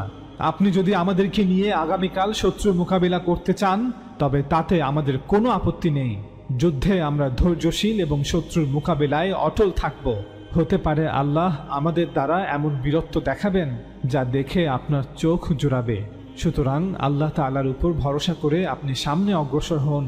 সাআদ রাদিয়াল্লাহু তাআলা আনহুর বক্তব্য শুনে রাসূলুল্লাহ সাল্লাল্লাহু আলাইহি ওয়াসাল্লাম অত্যন্ত আনন্দিত হলেন এবং উৎসাহিত বোধ করলেন। এরপর সবাইকে নির্দেশ দিয়ে বললেন, তোমরা সম্মুখে অগ্রসর হও এবং সুসংবাদ গ্রহণ করো, কেননা আল্লাহ আমাকে প্রতিশ্রুতি দিয়েছেন যে দু দলের এক দল আমাদের করায়ত্ত করে দিবেন। আল্লাহর কসম, শত্রুদের মধ্যে যারা যুদ্ধক্ষেত্রে নিহত হবে তাদের সেই স্থানগুলো যেন আমি এখনই দেখতে পাচ্ছি। অর্থাৎ তিনি সাহাবাদেরকে যুদ্ধের একদিন পূর্বেই বিজয়ের সুসংবাদ পৌঁছে দিচ্ছেন। আমরা সকলেই জানি যে বদর যুদ্ধে ঠিক 1 বছর পর উহুদ যুদ্ধ সংঘটিত হয়। বদরের যুদ্ধে পরাজয়ের প্রতিশোধ নেয়ার জন্য মদিনা আক্রমণের উদ্দেশ্যে কুরাইশ বাহিনীর আগমনের সংবাদ পেয়ে রাসূল সাল্লাল্লাহু আলাইহি ওয়াসাল্লাম মুসলমানদের একটি বড় পরামর্শ সভা আহ্বান করেন, যেখানে সকল মুসলমানরা উপস্থিত ছিল। সেই সভায় সকল মুসলমানদের নির্দেশ দিয়ে রাসূল সাল্লাল্লাহু আলাইহি ওয়াসাল্লাম বলেন, তোমরা সকলে মদিনাতেই অবস্থান করো এবং নারী ও শিশুদেরকে দুর্গের মধ্যে নিরাপদ আশ্রয়ে পাঠিয়ে দাও। শত্রুরা যদি মদিনার শহরে প্রবেশ করে তবে আমরা শহরের ভেতরে থেকেই তাদের মোকাবেলা করব, যুদ্ধ করব। আর ঘরের মধ্যে থাকা লোকজন তাদের উপর ঘরের উপর থেকে পাথর নিক্ষেপ করবে। মদিনাবাসীগণ মদিনার গলিপথ ও রাস্তাগুলোকে ঘরবাড়ি বানিয়ে আরো সংকীর্ণ করে তুলেছিল, ফলে পুরো মদিনা নগরী দুর্গের ন্যায় হয়ে উঠেছিল। যারা বদরের যুদ্ধে অংশগ্রহণ করতে পারেনি, রাসূলুল্লাহ সাল্লাল্লাহু আলাইহি ওয়াসাল্লামের এই প্রস্তাব শুনে তারা বলল, ইয়া রাসূলুল্লাহ, আমরা এমন একটি দিনের আকাঙ্ক্ষায় ছিলাম, মুখোমুখি জিহাদের একটি দিন আমাদেরকে দেওয়ার জন্য আমরা আল্লাহর নিকট দোয়া করতাম। আল্লাহ তাআলা আজ আমাদেরকে তেমন দিন দিয়েছেন এবং এর দূরত্বও কম। জনৈক আনসারী বলে উঠলেন, এখন যদি আমরা ওদের সাথে মুখোমুখি যুদ্ধ না করি তবে আর কবে তা করব? আরও কিছু লোক বলল, কুরাইশ বাহিনীর সাথে আগত পশু প্রাণীগুলো তো আমাদের ফসল খেয়ে দলিত মথিত করে দিবে। আমরা যদি ওই ফসল রক্ষা করতে না পারি তবে আর কি রক্ষা করব? এরপর আরও কিছু লোক তাদের কথার সমর্থনে কথা বলল। বহু লোক সেদিন মদিনার বাইরে গিয়ে যুদ্ধ করতে প্রস্তুত ছিলেন। রাসূলুল্লাহ সাল্লাল্লাহু আলাইহি ওয়াসাল্লামের প্রস্তাবে তারা সন্তুষ্ট হননি। রাওয়ায়াতে বলা হচ্ছে, রাসূলুল্লাহ সাল্লাল্লাহু আলাইহি ওয়াসাল্লামের প্রস্তাব যদি তারা মেনে নিতেন তবে তা তাদের জন্য অনেক ভালো হতো। বাইরে গিয়ে যুদ্ধ করার প্রস্তাব যারা দিয়েছিলেন তাদের অধিকাংশই বদর যুদ্ধে অনুপস্থিত ছিলেন, তাই তারা চাচ্ছিলেন কুরাইশদের মুখোমুখি হতে। পরামর্শ শেষে রাসূলুল্লাহ সাল্লাল্লাহু আলাইহি ওয়াসাল্লাম জুমার নামাজ আদায় করছিলেন। তিনি সবাইকে উপদেশ দিলেন এবং নসিহত করলেন এবং সাধ্যমতো জিহাদের প্রস্তুতি নিতে নির্দেশ দিলেন। অতঃপর যথানিয়মে খুতবা ও নামাজ শেষ করলেন। তারপর তিনি তার যুদ্ধ পোশাক আনয়নের নির্দেশ দিলেন। তিনি তার যুদ্ধ পোশাক পরিধান করলেন। তারপর সবাইকে যুদ্ধ অভিযানে বের হবার নির্দেশ দিলেন। এই অবস্থা দেখে বিচক্ষণ সাহাবীগণ বললেন, রাসূলুল্লাহ সাল্লাল্লাহু আলাইহি ওয়াসাল্লাম তো আমাদেরকে মদিনায় অবস্থান করতে বলেছিলেন, আর আল্লাহর ইচ্ছা সম্পর্কে তিনিই তো ভালো জানেন। আসমান থেকে তার নিকট ওহী আসে, তোমরা এমনটা কেন চাইছো যে মদিনার বাহিরে গিয়ে যুদ্ধ করবে? অবশেষে তারা তাদের ভুল বুঝতে পেরে রাসূলুল্লাহ সাল্লাল্লাহু আলাইহি ওয়াসাল্লামকে বললেন, ইয়া রাসূলুল্লাহ, আপনি পূর্বে যেমনটি নির্দেশ দিয়েছিলেন যে আমরা মদিনা শহরের ভেতর থেকেই যুদ্ধ করি, আমরাও তাই করব। রাসূলুল্লাহ সাল্লাল্লাহু আলাইহি ওয়াসাল্লাম বললেন, যুদ্ধ পোশাক পরিধান করা এবং যুদ্ধ অভিযানে বের হবার ঘোষণা দেওয়ার পর যুদ্ধ না করে ফিরে আসা কোনো নবীর জন্য শোভনীয় নয়। আমি তো তোমাদেরকে এই প্রস্তাব পূর্বেই দিয়েছিলাম, কিন্তু তোমরা অভিযানে বের হওয়া ব্যতীত কিছুতেই রাজি হলে না। তবে আল্লাহর উপর ভরসা করে আমি যখন নির্দেশ দিয়েছি, এখন তোমাদের দায়িত্ব হলো তাকওয়া অবলম্বন করা ও যুদ্ধের সময় ধৈর্য ধারণ করা। আর তোমরা অপেক্ষায় থাকো যে আল্লাহ কি নির্দেশ দেন। তিনি যার নির্দেশ দেবেন তা পালন করবে। আল্লাহ রাসূল সাল্লাল্লাহু আলাইহি ওয়াসাল্লাম মদিনায় অবস্থান করে যুদ্ধ করাকে সঠিক সিদ্ধান্ত মনে করেছিলেন, কিন্তু আনসারদের অধিকাংশ যুবকদের মতামতকে প্রাধান্য দিয়ে তিনি উহুদ প্রান্তরে যুদ্ধ করতে সম্মতি দেন। যদিও তিনি সাল্লাল্লাহু আলাইহি ওয়াসাল্লাম একজন রাসূল হিসেবে তার সিদ্ধান্ত চাপিয়ে দিতে অধিকার রাখতেন। বদরের যুদ্ধ এবং উহুদ যুদ্ধ আমরা এই দুটি ঘটনা উল্লেখ করার মাধ্যমে প্রমাণ করার চেষ্টা করলাম যে মদিনাতে হিজরতের পর নবী সাল্লাল্লাহু আলাইহি ওয়াসাল্লাম সাধারণভাবে সংখ্যাগরিষ্ঠ আনসারদের পরামর্শের ভিত্তিতে তার সিদ্ধান্ত নিতেন। রাসূল সাল্লাল্লাহু আলাইহি ওয়াসাল্লামের নেতৃত্বে প্রতিষ্ঠিত মুসলিম রাষ্ট্র যদি মদিনা এবং তার পার্শ্ববর্তী অঞ্চলে সীমাবদ্ধ থাকত, তবে হয়তো রাজনৈতিক কর্তৃত্ব আনসারদের কাছেই হস্তান্তরিত করা হতো, কারণ মদিনা রাষ্ট্রে আনসাররা ছিল সংখ্যাগরিষ্ঠ ফলে রাসূল সাল্লাল্লাহু আলাইহি ওয়াসাল্লামের ইন্তেকালের পর সাহাবারা আনসারদের মধ্য হতেই কাউকে নেতা হিসেবে গ্রহণ করত। ইসলামের পূর্বে এবং ইসলামের আবির্ভাবের পরেও মদিনা এবং তার পার্শ্ববর্তী অঞ্চলে আউস এবং খাজরাজ এই দুটি গোত্র একটি প্রভাবশালী রাজনৈতিক শক্তি ছিল।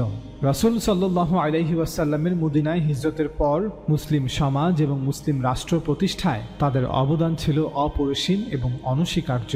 কিন্তু পরবর্তীতে আরবের রাজনৈতিক প্রেক্ষাপট আর এমন থাকেনি। মক্কা বিজয় এবং এর 1 বছর পর যখন সূরা তাওবা নাজিল হয়, তখন হিজাজ, নাজদ, নাজরান অর্থাৎ জাজিরাতুল আরবের অধিকাংশ গোত্রগুলো ইচ্ছায় অনিচ্ছায় ইসলাম ধর্ম গ্রহণ করে।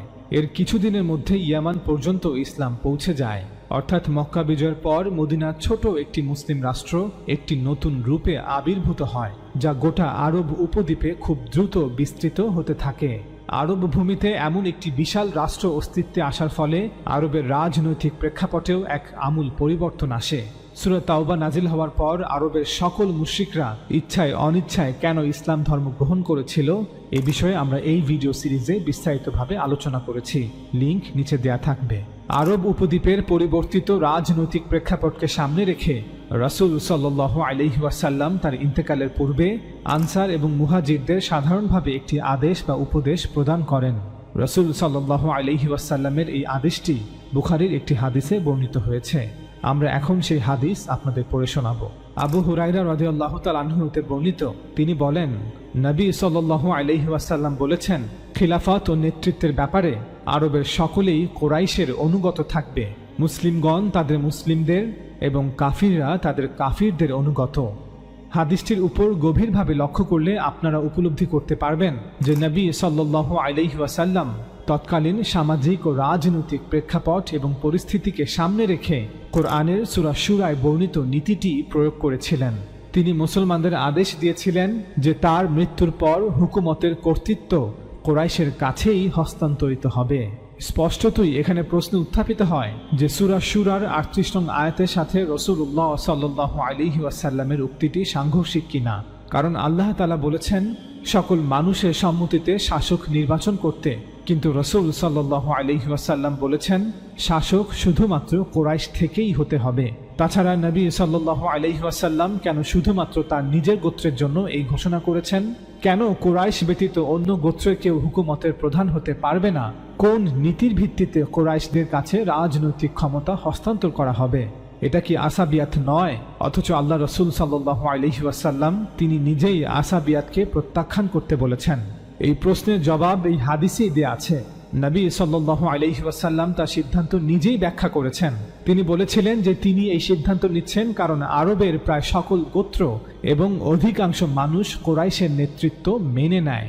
তিনি আরো বলেন, জাহিলিয়াতের যুগে যেভাবে অধিকাংশ মুশরিক আরবরা কুরাইশের নেতৃত্ব মেনে নিত, ঠিক তেমনিভাবে এখন আরবের এই সকল গোত্রের লোকেরা ইসলাম ধর্ম গ্রহণ করার পর কুরাইশের নেতৃত্বই মেনে নিবে। এই বিষয়টিকে তিনি সাল্লাল্লাহু আলাইহি ওয়াসাল্লাম সংক্ষেপে এভাবে বলেছেন, মুসলিমগণ তাদের মুসলিমদের অনুগত এবং কাফিররা তাদের কাফিরদের অনুগত। অর্থাৎ অতীতে আরবের কাফিররা কুরাইশের কাফিরদের অনুগত ছিল, এখন আরবের মুসলিমরা কুরাইশের মুসলিমদের অনুগত থাকবে। অন্যথায় গোটা আরবে রাজনৈতিক কোন্দল ছড়িয়ে পড়বে, গোটা জাজিরায় ফিতনা ফাসাদ ছড়িয়ে পড়বে। সুতরাং কুরাইশ প্রভাবিত আরব ভূখণ্ডে কুরাইশদের বর্তমানে অন্য গোত্রে কেউ আমির হলে সে সকল গোত্রের নিকট গ্রহণযোগ্য হবে না। আমরা স্পষ্টভাবে বলতে চাই, তৎকালীন আরব ভূখণ্ডে আল্লাহ রাসূল সাল্লাল্লাহু আলাইহি ওয়াসাল্লামের এই আদেশ বা উপদেশ শতভাগ যথার্থ ছিল। আমাদের মনে রাখতে হবে যে মদিনার মুসলিম রাষ্ট্র এখন আর মদিনা এবং এর চারপাশের সীমানার মধ্যে সীমাবদ্ধ নয়, যেখানে হাতে গোনা কিছু গোত্র বসবাস করছে। আল্লাহ রাসূল সাল্লাল্লাহু আলাইহি ওয়াসাল্লামকে এখন পুরো আরব উপদ্বীপের নেতৃত্বের বিষয়ে সিদ্ধান্ত নিতে হবে, যেখানে আনসাররা আর সংখ্যাগরিষ্ঠ নয়। আমরা এখানে স্পষ্টভাবে দেখতে পাই যে কিভাবে গণতান্ত্রিক নীতি একটি গোত্রতান্ত্রিক সমাজ ব্যবস্থায় বাস্তবায়িত হয়েছিল। বর্তমান আধুনিক বিশ্বে একটি দেশে বসবাসরত প্রতিটি মানুষের রাজনৈতিক ইচ্ছা, আকাঙ্ক্ষা, প্রত্যাশা এবং সিদ্ধান্ত জানার জন্য আমাদের কাছে অনেক পদ্ধতি রয়েছে। তবে 1500 বছর পূর্বের একটি গোত্রতান্ত্রিক সমাজে এটি কোনো সহজ বিষয় ছিল না যে প্রত্যেক ব্যক্তির কাছে পৌঁছে তার সিদ্ধান্ত জানা।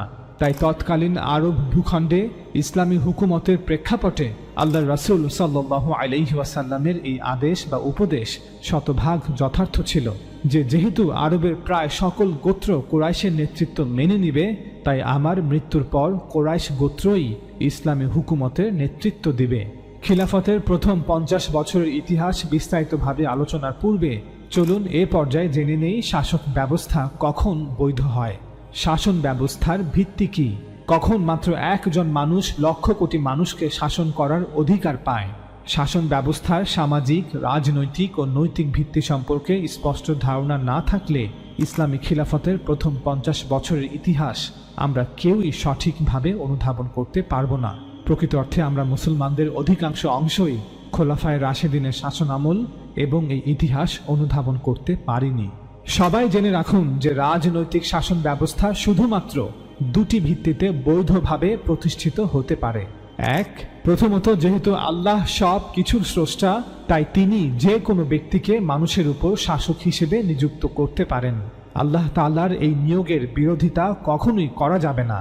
যেমন আল্লাহ তাআলা বনী ইসরায়েলের জন্য রাজা সলকে তাদের শাসক হিসেবে বাছাই করেছিলেন, যখন তারা তাদের নবী স্যামুয়েলের কাছে শাসক হিসেবে একজন রাজার প্রার্থনা করেছিল।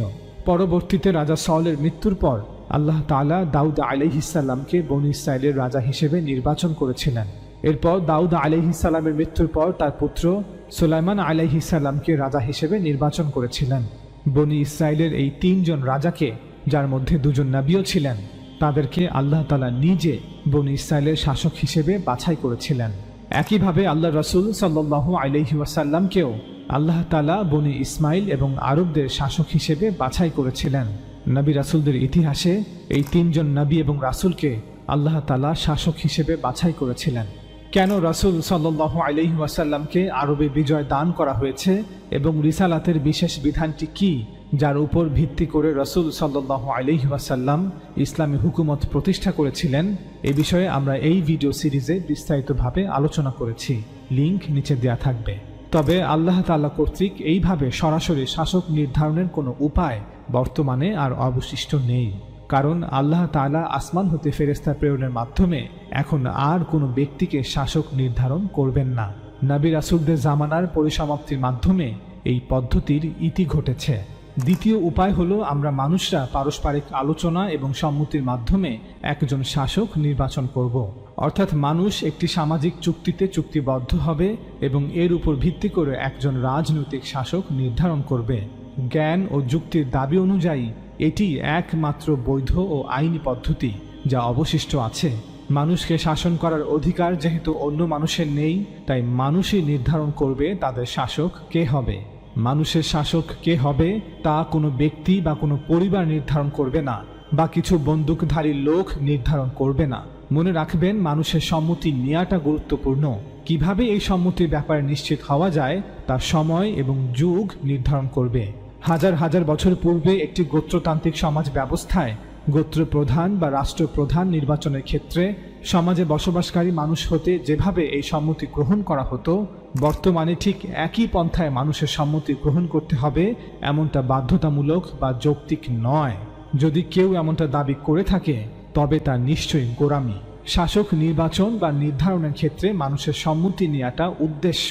কিভাবে কোন পদ্ধতিতে মানুষের সম্মতির বিষয়ে নিশ্চিত হওয়া যায় তা মানুষ তাদের প্রয়োজনের কারণে নিজেরাই খুঁজে বের করে নেবে।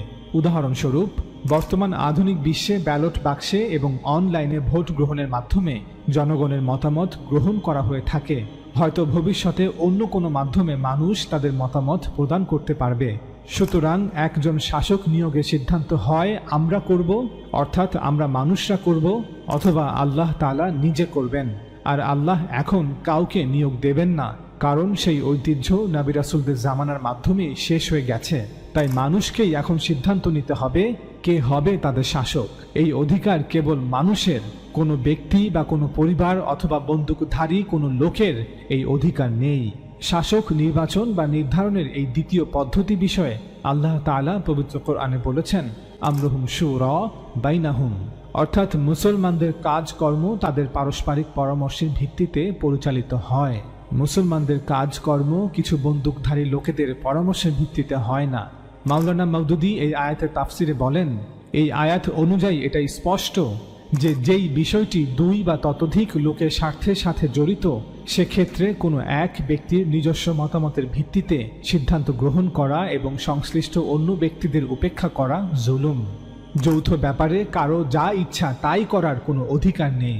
ইনসাফের দাবি হচ্ছে কোনো বিষয়ে যত লোকের স্বার্থ জড়িত সে ব্যাপারে তাদের সবার মতামত গ্রহণ করতে হবে, এবং তাতে যদি বিপুল সংখ্যক লোকের স্বার্থ সংশ্লিষ্ট থাকে তাহলে তাদের বিশ্বস্ত প্রতিনিধিদেরকে পরামর্শের মধ্যে সামিল করতে হবে। পরামর্শ দানের জন্য এমন সব লোক নিয়োগ করতে হবে যাদের প্রতি গোটা জাতির আস্থা আছে। পরামর্শদাতাদের ইজমা বা সর্বসম্মত সিদ্ধান্তের ভিত্তিতে যে পরামর্শ দেয়া হয় অথবা যে সিদ্ধান্ত অধিকাংশের সমর্থন লাভ করবে তা মেনে নিতে হবে। কেননা সবার মতামত জানার পরও যদি এক বা একাধিক ব্যক্তি অথবা একটি ছোট্ট গ্রুপকে স্বেচ্ছাচার চালানোর সুযোগ দেয়া হয় তাহলে গোটা পরামর্শ ব্যবস্থাই অর্থহীন হয়ে যায়। আল্লাহ বলছেন, মুসলমানদের কাজ কর্ম পারস্পরিক পরামর্শের ভিত্তিতে চলে। শুধু পরামর্শ করলেই আল্লাহ তাআলার এর নির্দেশ পালন করা হয় না যতক্ষণ না অধিকাংশের মতামতকে প্রাধান্য দেয়া হচ্ছে। তাই মুসলমানদের উচিত পরামর্শের ক্ষেত্রে সব সময় সর্বসম্মত অথবা সংখ্যাগরিষ্ঠের মতামতের ভিত্তিতে গৃহীত সিদ্ধান্ত অনুসারে কাজকর্ম পরিচালনা করা। মাওলানা মওদুদীর সাথে একমত পোষণ করে আমরাও বলছি, এতে কোনো সন্দেহ নেই যে এই আয়াতের মাধ্যমে সকল স্তরের মুসলমানদের মতামতকে চূড়ান্ত বলে ঘোষণা করা হয়েছে। মুসলমান সমাজে যে কোনো বিষয়ের ক্ষেত্রে মুসলমানদের সর্বসম্মত অথবা সংখ্যাগরিষ্ঠের মতামতই চূড়ান্ত বলে গণ্য করতে হবে। উদাহরণস্বরূপ, আপনি যখন বলবেন যে একটি নির্দিষ্ট বিষয়ে 10 জন লোককে সিদ্ধান্ত নিতে হবে, এর অর্থ যদি তারা সবাই একটি সিদ্ধান্তে সর্বসম্মতভাবে একমত হয় তবে খুবই ভালো, কিন্তু যদি মতবিরোধ দেখা দেয় তবে সংখ্যাগরিষ্ঠের মতামত প্রাধান্য পাবে। অন্যথায় শুধু ফিতনা আর ফাসাদ, আর না হয় অস্ত্রের শক্তি। আর আমরা সবাই জানি যে একজন শাসকের শাসন ব্যবস্থার ভিত্তি অস্ত্র নয়, বরং মানুষের সম্মতি। সুতরাং এই আয়াত অনুযায়ী মুসলমানদের যৌথ ব্যবস্থা কোনো ব্যক্তি বা পরিবারের ইচ্ছার উপর ভিত্তি করে নয়, বা বন্দুকধারী কিছু লোকের ইচ্ছার উপর ভিত্তি করে নয়। আল্লাহ তাআলা বলেছেন, মুসলমানদের বিষয়গুলো তাদের মতামত, তাদের সিদ্ধান্তের ভিত্তিতে হবে।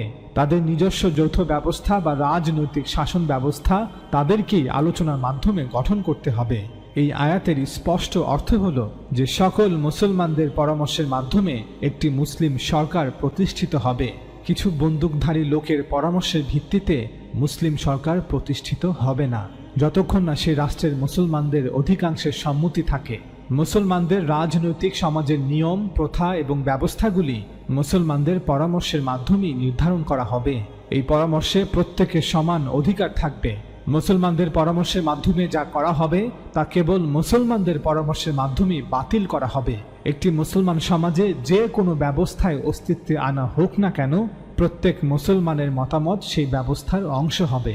অর্থাৎ প্রত্যেক ব্যক্তি এই পরামর্শমূলক প্রক্রিয়ার অংশ হবে, প্রত্যক্ষ বা পরোক্ষভাবে, যেভাবেই হোক। যেমনটা মাওলানা মওদুদী বলেছেন, হয় জনগণের সরাসরি অংশগ্রহণ থাকবে, অন্যথায় সকল জনগণের গোটা জাতির প্রতিনিধিত্ব থাকবে। যদি ঐক্যমত্য বা সম্পূর্ণ সমঝোতার মাধ্যমে কোনো সিদ্ধান্তে পৌঁছানো না যায় তাহলে সংখ্যাগরিষ্ঠের মতামতকে সিদ্ধান্ত হিসেবে গ্রহণ করা হবে। শান্তিপূর্ণ উপায়ে ক্ষমতা হস্তান্তরের এটি একমাত্র পন্থা। তবে যারা অস্ত্রের শক্তিতে বলীয়ান হয়ে মুসলমানদের উপর কোনো সিদ্ধান্ত কোনো শাসককে চাপিয়ে দিতে চায়, তাদের জন্য আরো হাজার পন্থা খোলা আছে।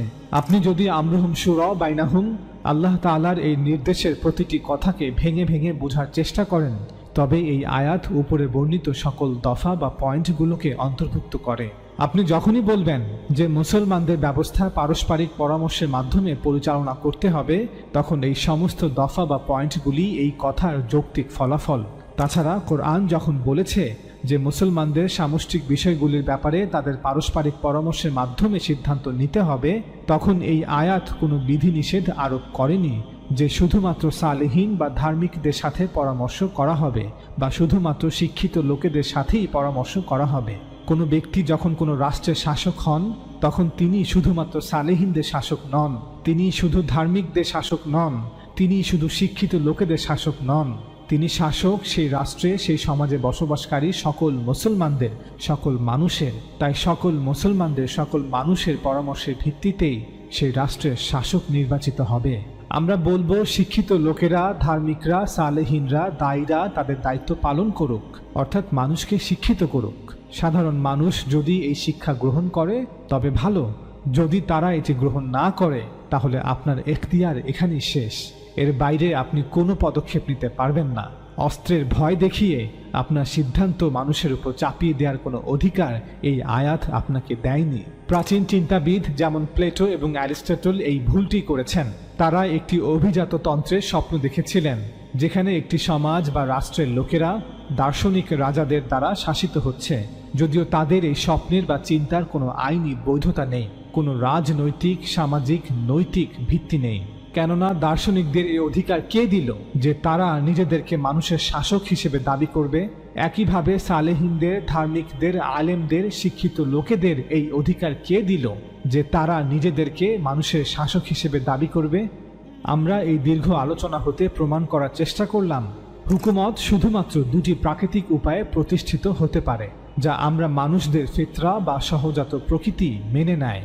হয় আল্লাহ সরাসরি কোনো শাসক নিযুক্ত করবেন, যেমনটা তিনি পূর্বে করেছিলেন, নতুবা মানুষ নিযুক্ত করবে তাদের শাসক।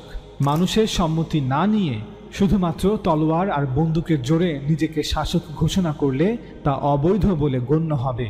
এই ধরনের শাসক ও শাসনের কোনো সামাজিক, রাজনৈতিক, ধর্মীয় ও নৈতিক ভিত্তি নেই। মানুষের সরাসরি ভোটের মাধ্যমে সরকার প্রধান নির্বাচনের সাথে কোরআনের সূরা শুরার ৩৮ নং আয়াতটি সাংঘর্ষিক নয়, বরং আল্লাহ তাআলা নিজেই মুসলমানদের উপদেশ দিচ্ছেন যেন তারা পরামর্শ সাপেক্ষে সকলের প্রত্যক্ষ বা পরোক্ষ সম্মতিতে তাদের যৌথ ব্যবস্থা গড়ে তোলে। এবং আমরা এটাও প্রমাণ করার চেষ্টা করলাম যে শাসক নির্বাচনের বিষয়ে সূরা শুরার ৩৮ নং আয়াত এবং সাহাবাদের প্রতি রাসূল সাল্লাল্লাহু আলাইহি ওয়াসাল্লামের এই আদেশটি মোটেও সাংঘর্ষিক নয়, বরং তিনি সাল্লাল্লাহু আলাইহি ওয়াসাল্লাম এই আয়াতে বর্ণিত নীতি অনুসরণ করেই সাহাবাদের উপদেশ দিয়েছেন যেন তারা কুরাইশ ব্যতীত অন্য কোনো গোত্রের কোনো ব্যক্তিকে হুকুমতের প্রধান না করে। তবে এই হাদিসের বিষয়ে আমাদের একটি কথা মনে রাখতে হবে যে আল্লাহ রাসূল সাল্লাল্লাহু আলাইহি ওয়াসাল্লামের এই আদেশটি শুধুমাত্র আরবের জন্য খাস ছিল। এমন নয় যে বর্তমান সকল মুসলিম রাষ্ট্রের জন্য কুরাইশ গোত্র হতেই শাসক নির্বাচন করতে হবে। রাসূল সাল্লাল্লাহু আলাইহি ওয়াসাল্লামের ইন্তেকালের পর কিভাবে ইসলামের প্রথম 4 খলিফা নির্বাচন বা নির্ধারণ করা হয়েছে, চলুন এবার এই বিষয়ে আলোচনা করা যাক। এজন্য আমরা প্রথমেই কিছু হাদিস আপনাদের পড়ে শোনাবো। রাসূলুল্লাহ সাল্লাল্লাহু আলাইহি ওয়াসাল্লাম সোমবার যোহরের নামাজের পর ইন্তেকাল করেন। ওনার ইন্তেকালের সংবাদ শুনে অনেক সাহাবাদের মতো আবু বকর রাদিয়াল্লাহু তাআলা আনহু রাসূল সাল্লাল্লাহু আলাইহি ওয়াসাল্লামের হুজরায় উপস্থিত হন। তিনি রাসূল সাল্লাল্লাহু আলাইহি ওয়াসাল্লামের চেহারা অনাবৃত করে তার কপালে চুমু খেলেন এবং বললেন, আমার মাতা পিতা আপনার জন্য কুরবান, আপনি জীবনে এবং মরণেও কতই না সুন্দর। এরপর তিনি বাহিরে গিয়ে সকলের সামনে আল্লাহ তাআলার হামদ ও সানা বর্ণনা করে বললেন, যারা মুহাম্মদ সাল্লাল্লাহু আলাইহি ওয়াসাল্লামের ইবাদতকারী ছিলে তারা জেনে রাখো মুহাম্মদ সাল্লাল্লাহু আলাইহি ওয়াসাল্লাম মারা গেছেন। আর যারা আল্লাহর ইবাদত করতে তারা নিশ্চিত জেনে রাখো যে আল্লাহ চিরঞ্জীব, তিনি অমর, তার মৃত্যু নেই। অতঃপর আবু বকর রাদিয়াল্লাহু তাআলা আনহু এই আয়াত তিলাওয়াত করলেন, হে রাসূল, নিশ্চয়ই আপনি মরণশীল, আর যারা আপনার শত্রু তারা সকলেই মরণশীল। তিনি আরও তিলাওয়াত করলেন, মুহাম্মদ তো একজন রাসূল ব্যতি রেখে আর কিছু নয়, তার পূর্বেও অনেক রাসূল চলে গেছে। অতএব যদি সে মারা যায় অথবা নিহত হয় তাহলে কি তোমরা ইসলাম ত্যাগ করবে? আর যদি কেউ ইসলাম ত্যাগ করে পেছনে ফিরেও যায় তবে সে জেনে রাখুক সে কখনো আল্লাহর বিন্দুমাত্র ক্ষতি করতে পারবে না। সূরা আলে ইমরান আয়াত 144। রাবি বলেন, আবু বকরের এই কথাগুলি শুনে সবাই ফুপিয়ে ফুপিয়ে কাঁদতে লাগলেন। পরবর্তীতে সেদিন বিকেল বেলায় আনসারগণ সাকিফা বনু সাআদায় সাদ ইবনু উবাইদাহ রাদিয়াল্লাহু তাআলা আনহুর নিকট সমবেত হলেন। সাকিফা ছিল বানু সাআদ গোত্রের বাগানে অবস্থিত একটি চালা বা ছাউনি, যেখানে মদিনাবাসীরা জাহিলিয়াতের যুগ হতেই বিভিন্ন গুরুত্বপূর্ণ বিষয়ে আলোচনা করার জন্য সমবেত হতো। আনসারদের সাকিফা বানু সাআদায় সমবেত হওয়ার সংবাদ পাওয়ার পর আবু বকর রাদিয়াল্লাহু তাআলা আনহু, ওমর ইবনে খাত্তাব রাদিয়াল্লাহু তাআলা আনহু এবং আবু উবাইদাহ ইবনু জাররাহ রাদিয়াল্লাহু তাআলা আনহু এই 3 জন মুহাজির সাহাবী আনসারদের নিকট গমন করলেন। সেখানে পৌঁছে আবু বকর রাদিয়াল্লাহু তাআলা আনহু অত্যন্ত জোরালো ও যুক্তিপূর্ণ ভাষণ রাখলেন।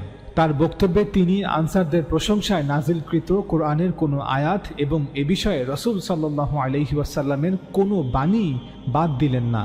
তিনি এ কথাও বললেন, হে আনসাররা, আপনারা অবশ্যই অবগত রয়েছেন রাসূলুল্লাহ সাল্লাল্লাহু আলাইহি ওয়াসাল্লাম বলেছেন, লোকেরা যদি একটি উপত্যকা দিয়ে চলে আর আনসাররা অন্য একটি উপত্যকা দিয়ে চলে, তবে আমি অবশ্যই আনসারীদের পথ ধরে চলব।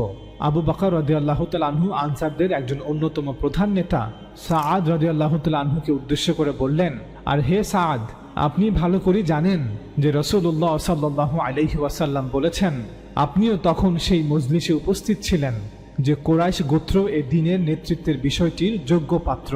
সুতরাং মানুষের ভালো লোকেরা কুরাইশের ভালো লোকেদের অনুগামী, আর মানুষের মন্দ লোকেরা কুরাইশের মন্দদের অনুগামী। সহিহ বুখারীতে এই কথাটি এভাবে এসেছে যে মুসলিমগণ কুরাইশের মুসলিমদের অনুসারী এবং কাফিররা কুরাইশের কাফিরদের অনুসারী। অতঃপর আবু বকর রাদিয়াল্লাহু তাআলা আনহু বলেন, হে আনসাররা, আপনারা রাসূল সাল্লাল্লাহু আলাইহি ওয়াসাল্লামের এই কথার অনুগত থেকে ওমর অথবা আবু উবাইদা ইবনু জাররার হাতে বায়াত করে নিন। ওমর রাদিয়াল্লাহু তাআলা আনহু বললেন, হে আবু বকর, আমরা কিন্তু আপনার হাতেই বায়াত করব। আপনি আমাদের নেতা, আপনি আমাদের মধ্যে সর্বশ্রেষ্ঠ, আমাদের মাঝে আপনি আল্লাহর রাসূল সাল্লাল্লাহু আলাইহি ওয়াসাল্লামের প্রিয়তম ব্যক্তি। এ বলে ওমর রাদিয়াল্লাহু তাআলা আনহু তার হাত ধরে বায়াত করে নিলেন। সঙ্গে সঙ্গে উপস্থিত সকল আনসাররা আবু বকর রাদিয়াল্লাহু তাআলা আনহুর হাতে বায়াত করলেন।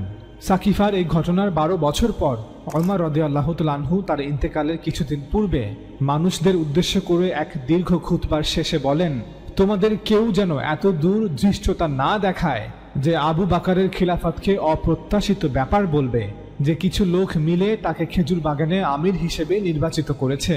ওটা অপ্রত্যাশিত ছিল বটে, তবে আল্লাহ তাকে সব অনিষ্ট থেকে রক্ষা করেছেন, অর্থাৎ তাকে সফল করেছেন। আজ আমাদের মধ্যে আবু বকরের মতো কেউ নেই, তার সমকক্ষ কেউ হতে পারে না। আমাদের সেই পরামর্শ সভায় আবু বকরের হাতে বায়াত করার চেয়ে যুক্তিযুক্ত আর কোনো পন্থা আমরা পাইনি। আমরা যদি কোনো বায়াত না করে চলে যেতাম, তবে আশঙ্কা ছিল যে লোকেরা আমাদের পরে কোনো নতুন বায়াত উদ্ভাবন করে নিত। তখন সেটা আমাদের অপছন্দ হওয়া সত্ত্বেও হয়তো আমাদের তা মেনে নিতে হতো, নচেত তার বিরোধিতা করতে হতো, এবং তার ফলে ফিতনা ফাসাদ গোলযোগ ছড়িয়ে পড়ত। ওমর রাদিয়াল্লাহু তাআলা আনহু এরপর আরও বলেন, মুসলমানদের সাথে পরামর্শ না করে যে ব্যক্তি কোনো নেতার হাতে বায়াত করবে, তার বায়াত হবে না। যে ব্যক্তি বায়াত নেবে, তারও বায়াত হবে না। এমনকি এতে উভয়ের নিহত হবারও ঝুঁকি রয়েছে, অর্থাৎ ফিতনা ফাসাদ হওয়ার ঝুঁকি রয়েছে। বুখারী 3668, মুসনাদে আহমদ 391, আল বিদায়া ওয়ান নিহায়া পৃষ্ঠা 410। এই হাদিসগুলো থেকে এটা স্পষ্ট যে আমির নির্ধারণের জন্য রাসূল সাল্লাল্লাহু আলাইহি ওয়াসাল্লাম কোরআনের নীতি অনুযায়ী যে সিদ্ধান্ত দিয়েছিলেন, তা আবু বকর রাদিয়াল্লাহু তাআলা আনহু সবার সামনে সাকিফাতে উল্লেখ করেছিলেন, এবং এর ফলে বিষয়টি নিষ্পত্তি হয়েছিল। মুসলমানদের মধ্যে তখন দুটি প্রধান রাজনৈতিক শক্তি বিদ্যমান ছিল। আপনি যদি মদিনার দৃষ্টিকোণ থেকে দেখেন, তবে এটি ছিল আনসাররা, অর্থাৎ আউস এবং খাজরাজ গোত্র। আর আপনি যদি সমগ্র জাজিরাতুল আরব অর্থাৎ আরব উপদ্বীপের দৃষ্টিকোণ থেকে দেখেন, তবে এটি ছিল কুরাইশ গোত্র, যাদের একটি অংশ মদিনাতে হিজরত করেছে। তখন এই দুটি রাজনৈতিক শক্তি বর্তমান ছিল। মুসলমান রাষ্ট্রের বিষয় সিদ্ধান্ত নিতে গিয়ে কোনো বিরোধের সৃষ্টি হলে তা এই দুই রাজনৈতিক শক্তির মধ্যেই হতো। তাই রাসূল সাল্লাল্লাহু আলাইহি ওয়াসাল্লাম সমগ্র জাজিরাতুল আরবের রাজনৈতিক প্রেক্ষাপটকে সামনে রেখে তার সিদ্ধান্ত জানিয়ে দেন যে তার মৃত্যুর পর খিলাফত ও নেতৃত্বের ব্যাপারে আনসাররা যেন কুরাইশের অনুগত থাকে। রাসূল সাল্লাল্লাহু আলাইহি ওয়াসাল্লামের ইন্তেকালের পর সাকিফায় এই নীতির প্রয়োগ করে সবার সম্মতিতে সিদ্ধান্ত গ্রহণ করা হয় যে নেতৃত্ব নির্বাচন করতে হবে কুরাইশের মধ্য থেকেই। এখন প্রশ্ন ছিল, কুরাইশের মধ্য হতে আমির কে হবে? সেই গুরুত্বপূর্ণ সময়ে ওমর রাদিয়াল্লাহু তাআলা আনহু আবু বকর রাদিয়াল্লাহু তাআলা আনহুর হাতে বায়াত গ্রহণের প্রস্তাব উত্থাপন করেন। তখন উপস্থিত সকল আনসাররা এই প্রস্তাবে সম্মতি দিয়ে আবু বকর রাদিয়াল্লাহু তাআলা আনহুর হাতে বায়াত গ্রহণ করেন। মনে রাখবেন, সাকিফায় বায়াত গ্রহণের এই সিদ্ধান্ত তরবারির হুমকির অধীনে নেওয়া সিদ্ধান্ত ছিল না, অথবা এখানে কোনো সৈন্যবাহিনীও আক্রমণ করেনি, বা এটি কোনো একটি দল ছিল না যারা জোর করে ক্ষমতা দখল করেছিল। ওমর রাদিয়াল্লাহু তাআলা আনহু বলেন, আমাদের মাঝে আবু বকর এমন ব্যক্তি ছিলেন যার সামনে মস্তক নত হয়ে যেত, অর্থাৎ মুহাজির ও আনসারদের মধ্যে আবু বকর এমন ব্যক্তি ছিলেন যার নেতৃত্বের বিষয়ে কোনো মতবিরোধ ছিল না। ওমর রাদিয়াল্লাহু তাআলা আনহু এর এই উক্তি থেকে এটা স্পষ্ট যে আবু বকর রাদিয়াল্লাহু তাআলা আনহুকে আমির হিসেবে নির্বাচন করা হয়েছে, কারণ তিনি সর্বসম্মতভাবে সকলের নিকট গ্রহণযোগ্য ব্যক্তি ছিলেন। অর্থাৎ অধিকাংশ মানুষের মতামতকে বিবেচনায় রেখে এই সিদ্ধান্ত নেওয়া হয়েছিল। এটা কোনো 10 জন সালেহিনদের নেওয়া সিদ্ধান্ত নয়, অথবা 10 জন সুফি সাধকের নেওয়া সিদ্ধান্ত নয়, অথবা 10 জন নেককার লোকেদের নেওয়া সিদ্ধান্ত নয়, অথবা 10 জন আলেমদের নেওয়া সিদ্ধান্ত নয়, অথবা 10 জন মুফতি মুহাদ্দিস মুফাসসিরদের নেওয়া সিদ্ধান্ত নয়, অথবা 10 জন রাজনৈতিক বিশ্লেষকের নেওয়া সিদ্ধান্ত নয়। অধিকাংশ মানুষের মতামতকে বিবেচনায় রেখে এই সিদ্ধান্ত নেওয়া হয়েছিল, কারণ মদিনার অধিকাংশ মানুষ আবু বকরকে খলিফা হিসেবে মেনে নেবে।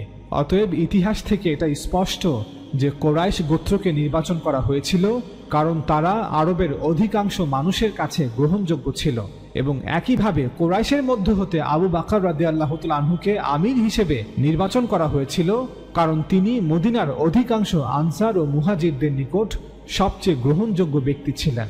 সংক্ষেপে বললে, সংখ্যাগরিষ্ঠের মতামতকে প্রাধান্য দিয়েই এই সিদ্ধান্ত নেওয়া হয়েছিল।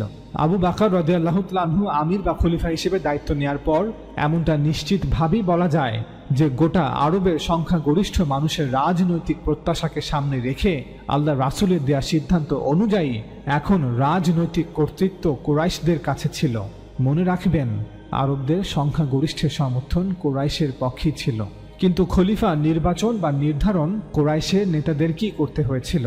ঠিক যেভাবে পৃথিবীর অন্য অঞ্চলগুলোতে যে কোনো গোত্রতান্ত্রিক সমাজ ব্যবস্থায় বিভিন্ন গোত্রের প্রধানরাই গোত্রের প্রধান নেতাকে নির্বাচন করে থাকে। কুরাইশের পুরাতন নেতৃত্বের সকলেই আল্লাহর আযাবে গ্রেফতার হয়ে দুনিয়া থেকে বিদায় নিয়েছিল। জীবিত ছিলেন শুধু আল্লাহ রাসূল সাল্লাল্লাহু আলাইহি ওয়াসাল্লামের চাচা আব্বাস রাদিয়াল্লাহু তাআলা আনহু এবং আবু সুফিয়ান রাদিয়াল্লাহু তাআলা আনহু। ওনারা দুজনই মক্কা বিজয়ের পরে ইসলাম গ্রহণ করেন। কুরাইশের নতুন নেতৃত্বের সকলেই ছিলেন এমন সাহাবারা যারা ইসলামের প্রাথমিক যুগেই ঈমান আনয়ন করেছিলেন এবং মদিনায় হিজরত করেছিলেন, যারা ছিলেন সাবেকুন আল আউয়ালিন। কুরাইশদের এই নতুন নেতৃত্বে ছিলেন আবু বকর রাদিয়াল্লাহু তাআলা আনহু, উমর ইবনুল খাত্তাব রাদিয়াল্লাহু তাআলা আনহু, উসমান ইবনে আফফান রাদিয়াল্লাহু তাআলা আনহু, আলী ইবনে আবি তালিব রাদিয়াল্লাহু তাআলা আনহু, আবু উবাইদা ইবনুল জাররাহ রাদিয়াল্লাহু তাআলা আনহু, আব্দুর রহমান ইবনে আউফ রাদিয়াল্লাহু তাআলা আনহু, সাদ ইবনে আবি ওয়াক্কাস রাদিয়াল্লাহু তাআলা আনহু, তালহা ইবনে উবাইদুল্লাহ রাদিয়াল্লাহু তাআলা আনহু এবং জুবাইর ইবনুল আওয়াম রাদিয়াল্লাহু তাআলা আনহু। ওনারা ছিলেন কুরাইশের নতুন নেতৃত্বের প্রধান অংশ। সুতরাং মুসলমানদের পুরো নেতৃত্ব তখন মদিনাতেই ছিল। মাত্র 1 থেকে 1.5 বছর হয়েছে যে জাজিরাতুল আরবের অধিকাংশ অঞ্চল এখন মুসলমানদের নিয়ন্ত্রণে। আমাদের মনে রাখতে হবে যে নবী সাল্লাল্লাহু আলাইহি ওয়াসাল্লাম এবং তার সাহাবীদের সাথে আরব উপদ্বীপের বাকি অমুসলিমদের মধ্যে যে সম্পর্ক স্থাপিত হয়েছিল তা হলো হাকেম এবং মাহকুমের সম্পর্ক। অর্থাৎ সাহাবাদের জামাত এবং মুসলমানরা ছিল শাসক শ্রেণী এবং বাকি অমুসলিমরা অর্থাৎ মুশরিক এবং ইহুদি খ্রিস্টানরা ছিল এমন মানুষ যারা সমষ্টিগতভাবে শাসিত শ্রেণী। এটি এমন একটি শাসন ব্যবস্থা যা রাজতন্ত্রও নয়, আবার জাতিরাষ্ট্রের মতোও নয়। কারণ একটি রাজ্যে রাজা হচ্ছেন সার্বভৌম, আবার একটি জাতিরাষ্ট্রে বসবাসকারী সকল নাগরিকরা হচ্ছে সার্বভৌম। এখন এই নাগরিকরা হোক তারা বিভিন্ন জাতি, গোষ্ঠী, ধর্ম অথবা বর্ণের। এই বিষয়ে আমরা এই ভিডিওটিতে বিস্তারিতভাবে আলোচনা করেছি, লিংক নিচে দেয়া থাকবে। তাই মদিনার শাসন ব্যবস্থা রাজতন্ত্র নয়, আবার জাতিরাষ্ট্রের মতো নয়। তবে এতটুকু নিশ্চিতভাবে বলা যায় যে সে সময় জাজিরাতুল আরবের অমুসলিমরা সাহাবা এবং মুসলমানদের অধীন ছিল। কেউ হয়তো প্রশ্ন করতে পারে যে সে সময় আরব উপদ্বীপের অমুসলিমরা কেন মুসলমানদের মতোই কারো অধীনে না থেকে বসবাস করতে পারেনি? তৎকালীন অমুসলিমদের কেন সেই সুযোগ দেয়া হয়নি? কেন তারা মুসলিম রাষ্ট্র এবং মুসলমানদের পরাধীন ছিল? উত্তর, আল্লাহ তাআলার বিধান হচ্ছে আল্লাহর পক্ষ হতে যখন কোনো রাসূল তার জাতির উপর ইতমাম আল হুজ্জাত করবেন, অর্থাৎ একজন রাসূল যখন দীর্ঘ সময় দাওয়াত দেওয়ার মাধ্যমে তার জাতির কাছে রিসালাতের পক্ষে সত্যের চূড়ান্ত প্রমাণ পেশ করবেন, তার নাবুয়াতের সত্যতার পক্ষে সকল দলিল প্রমাণ পেশ করবেন, অতঃপর রাসূলের সেই সত্য বার্তাকে যারা জেনে শুনে বুঝে অহংকার ভরে প্রত্যাখ্যান করবে তারা আল্লাহ তাআলার শাস্তির মুখোমুখি হবে। অন্যভাবে বললে, আল্লাহ তাআলা কর্তৃক পরিপূর্ণ ইনসাফের সাথে রাসূলদের কওমের দাম্ভিক অহংকারীদের ফায়সালা এই পৃথিবীতে করে দেওয়া হতো। এই ফায়সালা এভাবে বাস্তবায়িত হতো যে যারা রাসূলদের উপর ঈমান আনয়ন করেছিল তাদেরকে নাজাত দেওয়া হতো এবং জেনে শুনে বুঝে অস্বীকারীদের জন্য এই পৃথিবীতেই আল্লাহ তাআলার আযাব নাজিল করা হতো, যার ফলে রাসূলদের এই অস্বীকারীদের জমিন থেকে চিরতরে মুছে দেওয়া হতো, অথবা সেই জাতির লোকেদেরকে পরাধীনতার লাঞ্ছনাময় জীবনের শাস্তির দিকে নিক্ষেপ করা হতো। পবিত্র কোরআনে বর্ণিত নূহ আলাইহিস সালামের জাতি, আদ ও সামুদ জাতি, লূত আলাইহিস সালামের জাতি এবং ঈসা আলাইহিস সালামকে অস্বীকার করার পর বনী ইসরাইলের পরিণতি এই শাস্তিরই বিবরণ, যেখানে নূহ আলাইহিস সালাম, হুদ আলাইহিস সালাম, সালেহ আলাইহিস সালাম, লূত আলাইহিস সালাম এবং শুআইব আলাইহিস সালামের জাতিকে পরিপূর্ণ ধ্বংস করে দেওয়া হয়, পৃথিবী থেকে নিশ্চিহ্ন করে দেওয়া হয়। অপরদিকে ঈসা আলাইহিস সালামের জাতি বনী ইসরাইলকে পরাধীনতার লাঞ্ছনাময় জীবনে শাস্তি দেওয়া হয়।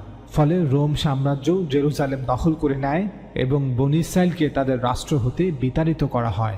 এ বিষয়ে আমরা এই ভিডিও সিরিজে বিস্তারিতভাবে আলোচনা করেছি, লিংক নিচে দেয়া থাকবে।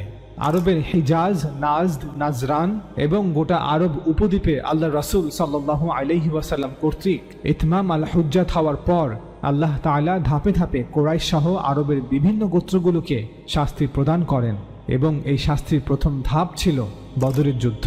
চূড়ান্তভাবে শাস্তি প্রদানের উদ্দেশ্যে মক্কা বিজয়ের প্রায় 15 মাস পর হজের মৌসুমে আল্লাহ তাআলা সূরা তাওবা অবতীর্ণ করে ঘোষণা করেন যে আরবের মুশরিকদের 4 মাস সময় দেয়া হলো, হয় তারা ইসলাম গ্রহণ করবে, অন্যথায় তাদের সাথে জিহাদ হবে, কিতাল হবে। মুশরিকরা চাইলে আরব উপদ্বীপ ত্যাগ করে অন্যত্র চলে যেতে পারবে, আর এটাই আল্লাহর শাস্তি। আর তাদের মধ্য হতে যারা সত্যিকার অর্থেই ইসলাম সম্পর্কে অজ্ঞ, যদি তারা মুসলিমদের সাহায্য চায় তবে মুসলিমরা তাদেরকে অবশ্যই সাহায্য করবে, যাতে তারা আল্লাহর দ্বীন সম্পর্কে জ্ঞাত হয়, কারণ তারা জেনে শুনে বুঝে সত্যকে অস্বীকার করেনি।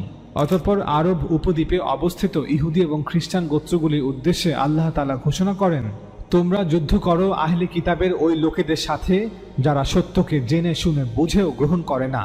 আল্লাহ তাদেরকে মেহকুমে শাস্তি দিচ্ছেন, অর্থাৎ যদি তারা এই আরব উপদ্বীপে থাকতে চায় তবে পরাধীনতা মেনে নিয়ে মুসলমান রাষ্ট্রের অধীনে বসবাস করতে হবে। এজন্য মুসলিম রাষ্ট্রের প্রতি আনুগত্য স্বীকার করে জিজিয়া বা কর প্রদান করতে হবে, অর্থাৎ আরবের মুশরিকরা মুসলিম হয়ে যাওয়ায় অন্য মুসলমানদের ন্যায় জাকাত আদায় করবে। আর ইহুদি খ্রিস্টানরা যেহেতু মুশরিক নয়, তাদের দাবি অনুযায়ী তারা এক খোদায় বিশ্বাস করে, তাই তারা নিজ ধর্মের উপর থাকতে পারবে, তবে মুসলিম রাষ্ট্রের প্রতি অনুগত থেকে জিজিয়া প্রদান করতে হবে। সূরা তাওবা আয়াত 1 থেকে 29। এসব আয়াতের সিয়াক ও সাবাক অর্থাৎ আয়াতের প্রসঙ্গ, প্রেক্ষাপট ও পূর্বাপর যোগসূত্রের আলোকে একথা স্পষ্ট যে এই হুকুম মূলত আরবের মুশরিক ও আহলে কিতাবদের জন্য নির্দিষ্ট ছিল।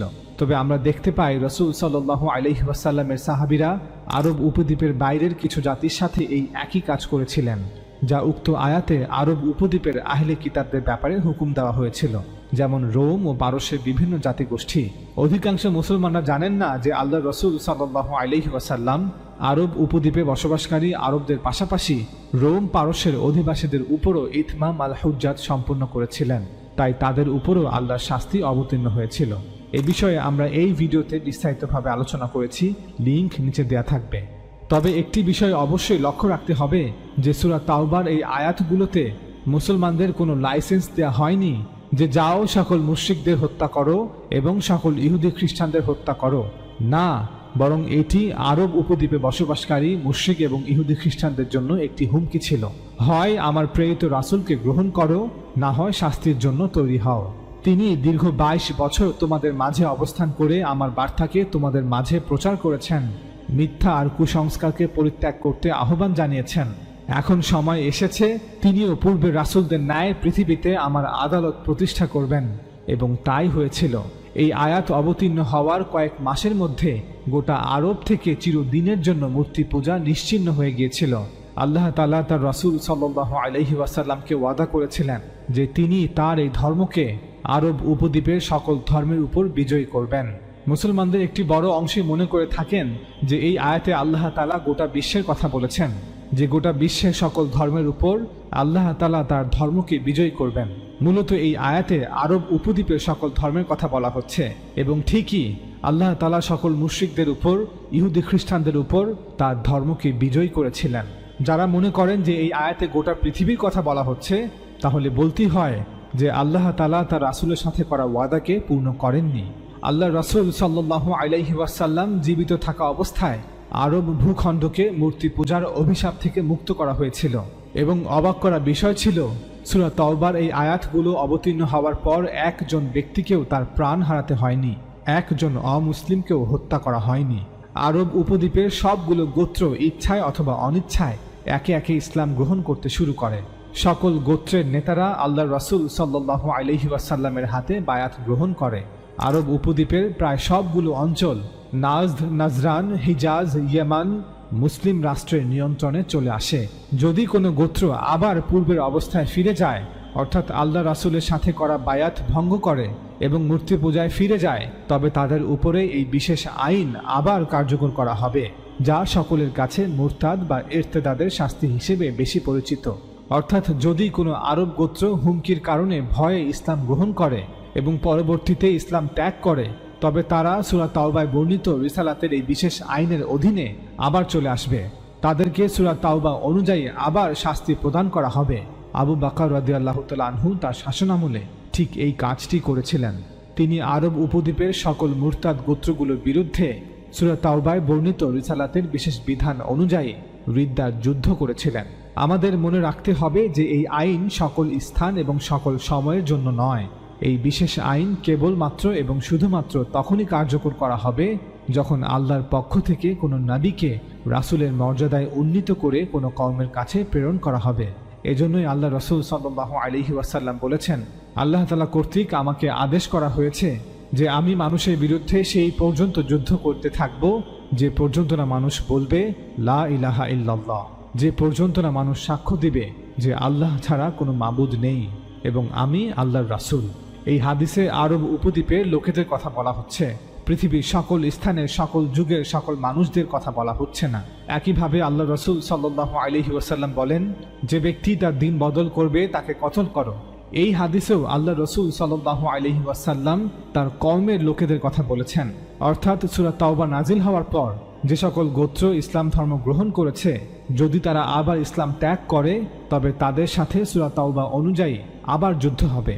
এবং এটাই ছিল আবু বকর রাদিয়াল্লাহু তাআলা আনহুর জামানার রিদ্দার যুদ্ধ। সুতরাং এই আইন সকল স্থান এবং সকল সময়ের জন্য নয়। এই বিশেষ আইন কেবলমাত্র এবং শুধুমাত্র তখনই কার্যকর করা হবে যখন আল্লাহর পক্ষ থেকে কোনো নবীকে রাসূলের মর্যাদায় উন্নীত করে কোনো কওমের কাছে প্রেরণ করা হবে। এটি কোনো সাধারণ আইন নয়, এটি একটি বিশেষ আইন। কিন্তু দুঃখের বিষয়, অনেক মুসলমানরা না বুঝে সূরা তাওবার এই আয়াতগুলোকে এবং আল্লাহ রাসূল সাল্লাল্লাহু আলাইহি ওয়াসাল্লামের হাদিসগুলোকে ভুল ব্যাখ্যা করে নিজেদেরকে এবং অন্য মুসলমানদেরকে বিপদগামী করছে। এই বিষয়ে আমরা এই ভিডিও সিরিজে বিস্তারিতভাবে আলোচনা করেছি, লিংক নিচে দেয়া থাকবে। মূল আলোচনার মাঝেই রিসালাতের বিশেষ বিধান নিয়ে আমরা এই সংক্ষিপ্ত আলোচনা করলাম, যাতে আপনাদের কাছে এটা স্পষ্ট হয় যে সে সময় জাজিরাতুল আরবের ইহুদি ও খ্রিস্টানরা কেন পরাধীন ছিল, কেন মুসলমানরা ছিল শাসক শ্রেণী এবং ইহুদি ও খ্রিস্টানরা ছিল শাসিত শ্রেণী। মূলত এটা আল্লাহ তাআলার শাস্তি ছিল। আল্লাহ তাআলা নিজে তাদেরকে পরাধীনতা শাস্তির দিকে নিক্ষেপ করেছিলেন। সুতরাং আল্লাহ রাসূল সাল্লাল্লাহু আলাইহি ওয়াসাল্লাম সে সময় আরবের ভূমিতে কোনো জাতি রাষ্ট্র প্রতিষ্ঠা করেননি, যেখানে রাষ্ট্রের সকল নাগরিকরা রাষ্ট্রের মালিকানায় সমানভাবে অংশীদার। আল্লাহ রাসূল সাল্লাল্লাহু আলাইহি ওয়াসাল্লাম যে রাষ্ট্র প্রতিষ্ঠা করেছিলেন, সেই রাষ্ট্রে মুসলমানরা ছিল হাকেম এবং অমুসলিমরা ছিল মেহকুম। মুসলমানদের হাকেম হওয়া এবং অমুসলমানদের মেহকুম হওয়া, এই পুরো বিষয়টির ভিত্তি ছিল রিসালাতের বিশেষ বিধান, যা সূরা তাওবা সহ পবিত্র কোরআনের বিভিন্ন জায়গায় উল্লেখ করা হয়েছে। কেউ হয়তো মনে করতে পারেন যে যেহেতু আল্লাহ রাসূল সাল্লাল্লাহু আলাইহি ওয়াসাল্লাম জাতি রাষ্ট্র প্রতিষ্ঠা করেননি, তাই জাতি রাষ্ট্র ইসলামের সাথে সাংঘর্ষিক। আমরা এর জবাবে বলবো, জাতি রাষ্ট্র ইসলামের সাথে সাংঘর্ষিক নয়।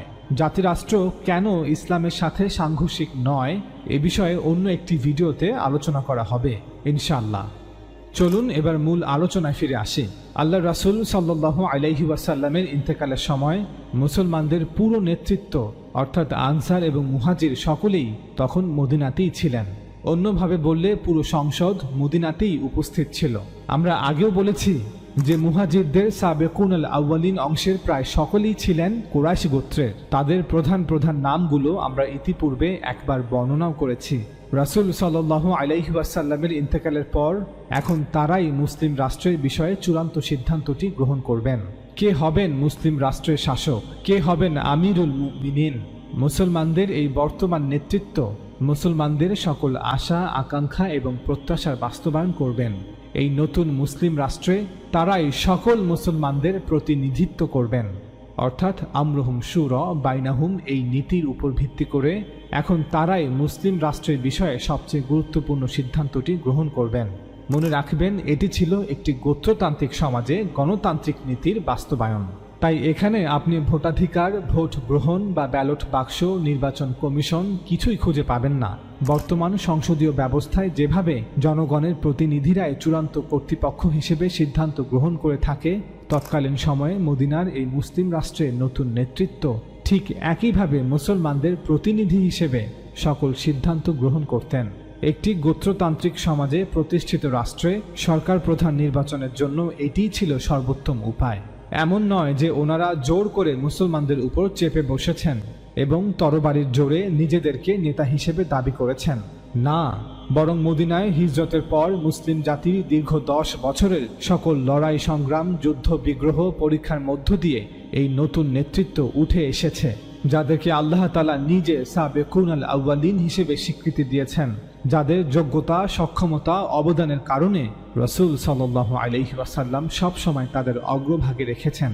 রাসূল সাল্লাল্লাহু আলাইহি ওয়াসাল্লামের ইন্তেকালের পর সেই দিন বিকেল বেলায় এই নতুন নেতৃত্বের একটি পরামর্শ সভা যা সাকিফাতে অনুষ্ঠিত হয়েছিল, সেখানে সিদ্ধান্ত হয় যে আবু বকর রাদিয়াল্লাহু তাআলা আনহু মুসলমানদের আমির হিসেবে দায়িত্ব পালন করবেন এবং তিনি এই মুসলিম রাষ্ট্রের একমাত্র শাসক।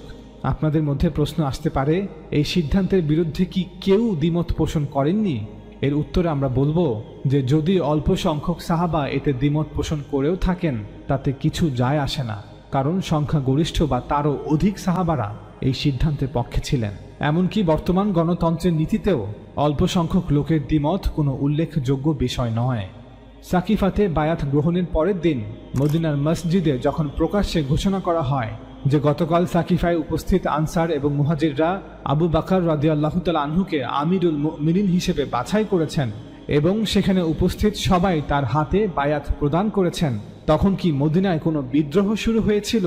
অথবা মদিনার মুসলমানরা কি আবু বকর রাদিয়াল্লাহু তাআলা আনহুর হাতে বায়াত প্রদান করতে অস্বীকৃতি জানিয়েছিল? এগুলোর কোনোটিই ঘটেনি।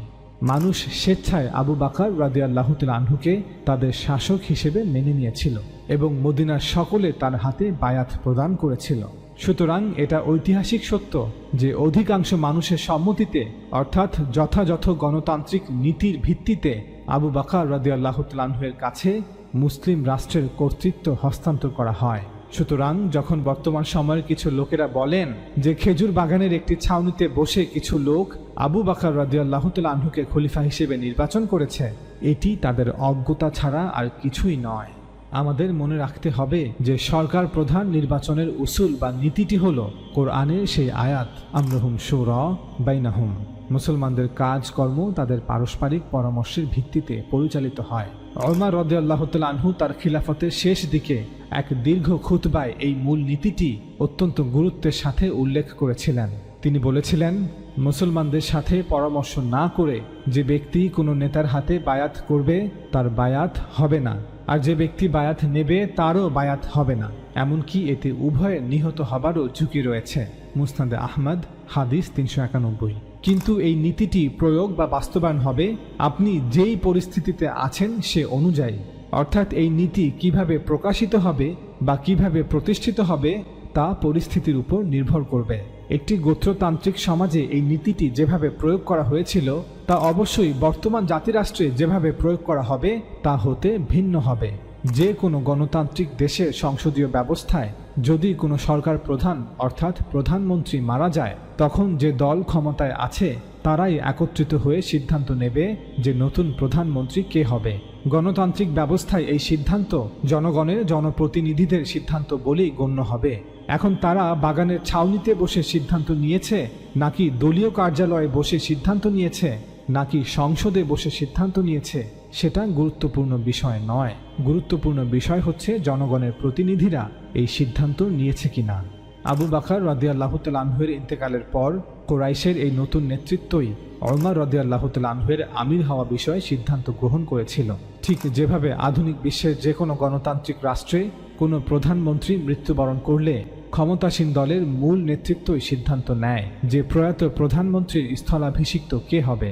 ওমর রাদিয়াল্লাহু তাআলা আনহুর খলিফা হওয়া বিষয়ে অনেকেই বলে থাকেন যে একজন রাজা তার মৃত্যুর পূর্বে যেভাবে তার উত্তরাধিকারী ঘোষণা করে যান, ঠিক একইভাবে আবু বকর রাদিয়াল্লাহু তাআলা আনহু ওমর রাদিয়াল্লাহু তাআলা আনহুকে তার পরবর্তী খলিফা হিসেবে ঘোষণা করে গিয়েছেন।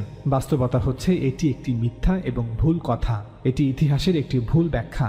আবু বকর রাদিয়াল্লাহু তাআলা আনহু কুরআনের উসুল এবং রাসূল সাল্লাল্লাহু আলাইহি ওয়াসাল্লামের নির্দেশ মোতাবেক অধিকাংশের মতামত অনুযায়ী ওমর রাদিয়াল্লাহু তাআলা আনহুকে তার পরবর্তী খলিফা হিসেবে ঘোষণা করেছিলেন।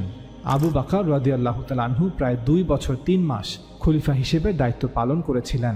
634 খ্রিস্টাব্দের আগস্ট মাসে তিনি হঠাৎ অসুস্থ হয়ে পড়েন। সে সময় তিনি প্রচণ্ড জ্বর অনুভব করছিলেন এবং ভীষণ দুর্বল হয়ে পড়েছিলেন, এমনকি বিছানা থেকেও আর উঠে দাঁড়াতে পারেননি। তিনি বুঝতে পেরেছিলেন যে এই জগতে তিনি আর মাত্র কয়েক দিনের মুসাফির। তাই তিনি মদিনায় উপস্থিত সকল মুহাজির ও আনসারদের প্রথম শ্রেণীর নেতাদের তার কামরায় ডেকে আনলেন। তিনি তাদের উদ্দেশ্যে বললেন, আমি মনে করি সবচেয়ে ভালো হয় যদি আমি তোমাদের জন্য কাউকে আমির হিসেবে বেছে নিই, যাতে তোমরা আমার পরবর্তীতে নিজেদের মধ্যে কোনো বিবাদে লিপ্ত না হও। তাই তোমরা বলো আমার কাকে নির্বাচন করা উচিত। উপস্থিত সকলে বললেন, হে আল্লাহর রাসূলের খলিফা, আপনার সিদ্ধান্তের উপর আমাদের আস্থা আছে, আমরা আপনার নেওয়া সিদ্ধান্তের উপর সন্তুষ্ট থাকব, আপনি সিদ্ধান্ত নিন। তিনি বললেন, তাহলে আমাকে ভাবতে দাও যে কে আল্লাহর দ্বীনের জন্য সর্বোত্তম। পরবর্তী কয়েক দিন তিনি বিভিন্ন জ্যেষ্ঠ সাহাবাদেরকে ভিন্ন ভিন্ন সময়ে তার কামরায় আমন্ত্রণ জানান। তিনি তাদের প্রত্যেককে ওমর রাদিয়াল্লাহু তাআলা আনহু সম্পর্কে জিজ্ঞাসা করেন, অর্থাৎ ওমরকে খলিফা করলে কেমন হয়। আব্দুর রহমান ইবনে আউফ রাদিয়াল্লাহু তাআলা আনহুকে যখন ডাকা হয় এবং জিজ্ঞাসা করা হয় যে ওমরকে খলিফা করার বিষয়ে তার কি মত, তিনি বলেন, আমি মনে করি যে আপনি তাকে যা ভাবছেন ওমর তার চেয়ে আরও ভালো। অর্থাৎ আব্দুর রহমান ইবনে আউফ রাদিয়াল্লাহু তাআলা আনহু খলিফা হিসেবে ওমর রাদিয়াল্লাহু তাআলা আনহুকে সবচেয়ে যোগ্য ব্যক্তি বলে মনে করেন। উসমান রাদিয়াল্লাহু তাআলা আনহুকে যখন ডাকা হয় এবং জিজ্ঞাসা করা হয় যে ওমরকে খলিফা করার বিষয়ে তার কি মত, তিনি বলেন, আমাদের মধ্যে তার মতো আর কেউ নেই। ওসাইদ বিন হুদায়র আল আউসি রাদিয়াল্লাহু তাআলা আনহু, যিনি মদিনার আউস গোত্রের একজন জ্যেষ্ঠ নেতা ছিলেন এবং আনসারদের একজন অন্যতম প্রধান নেতা ছিলেন, তাকে যখন ডাকা হয় এবং জিজ্ঞাসা করা হয় যে ওমরকে খলিফা করার বিষয়ে তার কি মত, তিনি বলেন, আপনার পরে খলিফা হিসেবে আমরা তার চেয়ে উত্তম কাউকে আর পাব না। আবু বকর রাদিয়াল্লাহু তাআলা আনহু এভাবে এক এক করে সকল মুহাজির ও আনসার নেতাদের তার কামরায় আমন্ত্রণ জানিয়ে ওমর রাদিয়াল্লাহু তাআলা আনহু সম্পর্কে জানতে চান। ইতিহাসের কিতাবগুলো হতে জানা যায় যে মুহাজির এবং আনসার সকলে সর্বসম্মতিক্রমে ওমর রাদিয়াল্লাহু তাআলা আনহু সম্পর্কে একমত ছিলেন। শুধুমাত্র তালহা রাদিয়াল্লাহু তাআলা আনহু এবং হয়তো আরও কিছু ব্যক্তি ওমর রাদিয়াল্লাহু তাআলা আনহু সম্পর্কে আপত্তি জানান। আবু বকর রাদিয়াল্লাহু তাআলা আনহু যখন তালহা রাদিয়াল্লাহু তাআলা আনহুকে তার কামরায় আমন্ত্রণ জানান, তখন তালহা রাদিয়াল্লাহু তাআলা আনহু বলেন যে ওমর কিছুটা কঠোর মেজাজের। আপনি কাল কিয়ামতের ময়দানে আল্লাহর সামনে কি বলবেন? যদি আল্লাহ আপনাকে জিজ্ঞাসা করেন আপনি কেন মুসলমানদের বিষয়ে এত কঠোর মেজাজের ব্যক্তিকে দায়িত্ব দিয়েছিলেন, তখন আবু বকর রাদিয়াল্লাহু তাআলা আনহু বলেন, যদি আল্লাহ আমাকে জিজ্ঞেস করেন তাহলে আমি উত্তর দেব, হে আল্লাহ, আমি তাদের মধ্যে তাদের সর্বোত্তম ব্যক্তিকে এই দায়িত্বের জন্য নির্বাচন করেছিলাম। এই পুরো ঘটনা থেকে এটা স্পষ্ট যে আবু বকর রাদিয়াল্লাহু তাআলা আনহু প্রথমে ওমর রাদিয়াল্লাহু তাআলা আনহুর নাম প্রস্তাব করেছিলেন। মুসলমান সমাজের সকল প্রতিনিধিদের সাথে আলোচনা সাপেক্ষে সকলের মতামতের ভিত্তিতে ওমর রাদিয়াল্লাহু তাআলা আনহুকে পরবর্তী খলিফা হিসেবে নির্বাচন করেছিলেন। খলিফা কে হবেন এই বিষয়ে সিদ্ধান্ত নেয়ার পর আবু বকর রাদিয়াল্লাহু তাআলা আনহু ওমর রাদিয়াল্লাহু তাআলা আনহুকে তার কামরায় ডেকে পাঠান এবং তাকে তিনি নিজে এই সিদ্ধান্তের বিষয়ে জানান। ওমর রাদিয়াল্লাহু তাআলা আনহু প্রথমে রাজি না হলেও আবু বকর রাদিয়াল্লাহু তাআলা আনহুর বারবার জোর দাবির কারণে তিনি সম্মতি দেন। এরপর আবু বকর রাদিয়াল্লাহু তাআলা আনহু একটি ওসিয়াত বা দলিল লিখার নির্দেশ দেন এবং বলেন, এই ওসিয়াত যেন আগামীকাল মসজিদে সকলের সামনে পড়ে শোনানো হয়। তিনি ওসমান রাদিয়াল্লাহু তাআলা আনহুকে সমন্বয়কারী হিসেবে নিয়োগ দিয়েছিলেন যে তিনি ওসিয়াত আগামীকাল মসজিদের সকলের সামনে পড়ে শোনাবেন, অতঃপর নিশ্চিত করবেন যে ওমর রাদিয়াল্লাহু তাআলা আনহুর হাতে বায়াত গ্রহণ এবং ক্ষমতার হস্তান্তর সঠিকভাবে সম্পন্ন হয়েছে। এভাবেই আবু বকর রাদিয়াল্লাহু তাআলা আনহু জীবিত থাকাকালীন সকল সাহাবা ওমর রাদিয়াল্লাহু তাআলা আনহুর হাতে বায়াত প্রদান করে এবং তার আনুগত্যের শপথ করে। এখন কেউ যদি মনে করেন যে আবু বকর রাদিয়াল্লাহু তাআলা আনহু তার সিদ্ধান্তটি সকল সাহাবা ও মুসলমানদের উপর চাপিয়ে দিয়েছেন, তবে তার এই মনে করাকে আমরা পেছনে ফেলে সামনে এগিয়ে যাওয়া শ্রেয় মনে করছি। আবু বকর রাদিয়াল্লাহু তাআলা আনহু এবং ওমর রাদিয়াল্লাহু তাআলা আনহু নিঃসন্দেহে তৎকালীন নেতৃত্বের পরামর্শের ভিত্তিতে খলিফা হিসেবে নিয়োগ পেয়েছিলেন এবং মুসলমান সমাজের এই নতুন নেতৃত্বের সকলে মুসলমানদের বৈধ প্রতিনিধি ছিলেন। তৎকালীন মুসলমানদের সকলে এই নেতৃত্বকে উক্ত ক্ষমতা প্রদান করেছিলেন যে মুসলমানদের বিষয়ে কোনো সিদ্ধান্ত নিতে হলে তারাই নিবেন, তাদের সিদ্ধান্তই সকল মুসলমানদের সিদ্ধান্ত বলে মনে করা হবে। আমরা পূর্বে বলেছি যে খোলাফায়ে রাশিদিনদের জামানায় গণতান্ত্রিক নীতিরই বাস্তবায়ন হয়েছে, তবে একটি গোত্রতান্ত্রিক সমাজে যেভাবে হওয়া উচিত ঠিক সেভাবেই হয়েছে। এখানে আপনি ভোটাধিকার, ভোট গ্রহণ, ব্যালট বাক্স, নির্বাচন কমিশন এগুলো কিছুই খুঁজে পাবেন না। বর্তমান সংসদীয় ব্যবস্থায় যেভাবে জনগণের প্রতিনিধিরাই চূড়ান্ত কর্তৃপক্ষ হিসেবে সিদ্ধান্ত গ্রহণ করে থাকে, তৎকালীন সময়ে মদিনার এই মুসলিম রাষ্ট্রের নতুন নেতৃত্ব ঠিক একইভাবে মুসলমানদের প্রতিনিধি হিসেবে সকল সিদ্ধান্ত গ্রহণ করতেন। একটি গোত্রতান্ত্রিক সমাজে প্রতিষ্ঠিত রাষ্ট্রে সরকার প্রধান নির্বাচনের জন্য এটিই ছিল সর্বোত্তম উপায়। ওমর রাদিয়াল্লাহু তাআলা আনহু খলিফা হিসেবে নির্বাচিত হওয়ার পর তিনি প্রায় 10 বছর 73 দিন বা কিছু কম বেশি মুসলমানদের আমির হিসেবে দায়িত্ব পালন করেছেন। তার শাসনামলেই মুসলমানরা রোম ও পারস্যকে বিজয় করেছে। 644 খ্রিস্টাব্দের 3রা নভেম্বর পারস্যের একজন গোলাম আবু লুলু আল মাজুসি ফেরোজ ওমর রাদিয়াল্লাহু তাআলা আনহুকে মসজিদে ফজরের নামাজরত অবস্থায় ছুরিকাঘাত করে। আবু লুলু আল মাজুসি ফাইরোজ ছিল একজন যুদ্ধবন্দী। পারস্যের কোনো এক যুদ্ধে সে মুসলমানদের হাতে বন্দী হয়। পারস্যের ধর্ম জরোআস্ট্রিয়ানিজম ত্যাগ করে ইসলাম ধর্ম গ্রহণ করায় মুগিরা ইবনে শুবা রাদিয়াল্লাহু তাআলা আনহু তাকে ইরাক থেকে খিলাফতের রাজধানী মদিনায় নিয়ে আসেন। যদিও ওমর রাদিয়াল্লাহু তাআলা আনহু মদিনার মুসলমানদের নিরাপত্তার স্বার্থে আইন করে নিষেধ করেছিলেন যে মুসলমানরা যে সকল অঞ্চল বিজয় করেছে সেখানকার কোনো নারী বা পুরুষ মদিনায় বসবাস করতে পারবে না, যদিও সে ইসলাম ধর্ম গ্রহণ করে, কারণ সে হয়তো সত্যিকার অর্থে ইসলাম ধর্ম গ্রহণ করেনি, কোনো ক্ষতি সাধনের উদ্দেশ্যে মদিনায় বসবাস করতে চায় এবং প্রতিশোধের ক্ষোভে সে ভয়ঙ্কর কিছু করতেও পারে। তবে ওমর রাদিয়াল্লাহু তাআলা আনহুর ব্যক্তিগত অনুমতি সাপেক্ষে পরবর্তীতে কিছু অনারব নও মুসলিমদের মদিনায় প্রবেশের অনুমতি দেয়া হয়, যারা বিশেষ বিশেষ কাজে পারদর্শী ছিল। আবু লুলু আল মাজুসি ফাইরোজ সেই সুযোগে মদিনায় প্রবেশ করে। ইতিহাসের কিতাবে বলা হয়েছে সে একাধারে কামার ও কাঠ মিস্ত্রি ছিল, তাছাড়া সে বুনন কাজও করতে পারত। তখন ওমর রাদিয়াল্লাহু তাআলা আনহু ফজরের নামাজের ইমামতি করছিলেন। আবু লুলু নামাজের প্রথম কাতারে দাঁড়িয়েছিল যাতে ওমর রাদিয়াল্লাহু তাআলা আনহুকে সহজেই আঘাত করা যায়। সে তার সঙ্গে একটি দুমুখী খঞ্জর লুকিয়ে রেখেছিল। অতঃপর নামাজরত অবস্থায় সে ওমর রাদিয়াল্লাহু তাআলা আনহুকে 3টি আঘাত করেছিল। কেউ কেউ বলেন 6টি আঘাত করেছিল। তন্মধ্যে একটি ছিল নাভির নিচে, ফলে তার পেটে একটি বড় গভীর ক্ষতের সৃষ্টি হয় এবং পাকস্থলী কেটে যায়। তিনি সঙ্গে সঙ্গে দণ্ডায়মান অবস্থা থেকে নিচে ঢলে পড়লেন। সেই কাফিরটি তার খঞ্জর সহ পলায়নের চেষ্টা করলে লোকেরা তাকে পাকড়াও করার চেষ্টা করে। সে যাকেই সামনে পেল তাকেই ছুরি দিয়ে আঘাত করল। রাওয়ায়াতে বলা হয়েছে যে সে এভাবে 13 জনকে আঘাত করল। পরবর্তীতে তন্মধ্যে 6 জন মারা গিয়েছিল। বলা হয়ে থাকে এত মৃত্যুর মূল কারণ ছিল খঞ্জরটি বিষ মিশ্রিত ছিল। পলায়নের সময় মসজিদ প্রাঙ্গণে সাহাবা এবং তাবেঈরা তাকে ঘিরে ধরে। একজন তার মুখের উপর একটি বড় আলখাল্লা নিক্ষেপ করে এবং বাকিরা তখন তার উপর ঝাঁপিয়ে পড়ে। তখন সে তার খঞ্জরটি দিয়ে নিজের বুকে নিজেই ছুরিকাঘাত করল। হৃৎপিণ্ডে ক্ষতের কারণে সে ঘটনাস্থলে নিহত হয়। ছুরিকাঘাতে আহত হওয়ার পর ওমর রাদিয়াল্লাহু তাআলা আনহু আরও 3 দিন বেঁচে ছিলেন। তিনি সর্বপ্রথম পরবর্তী খলিফা কে হবেন তা নির্ধারণ করার জন্য সাহাবাদের তাগিদ দিলেন। অনেকে বলে থাকেন যে ওমর রাদিয়াল্লাহু তাআলা আনহু নাকি সে সময়ে 6 জনের শুরা গঠন করে দিয়েছিলেন। সত্য হচ্ছে তিনি কোনো শুরা গঠন করেননি।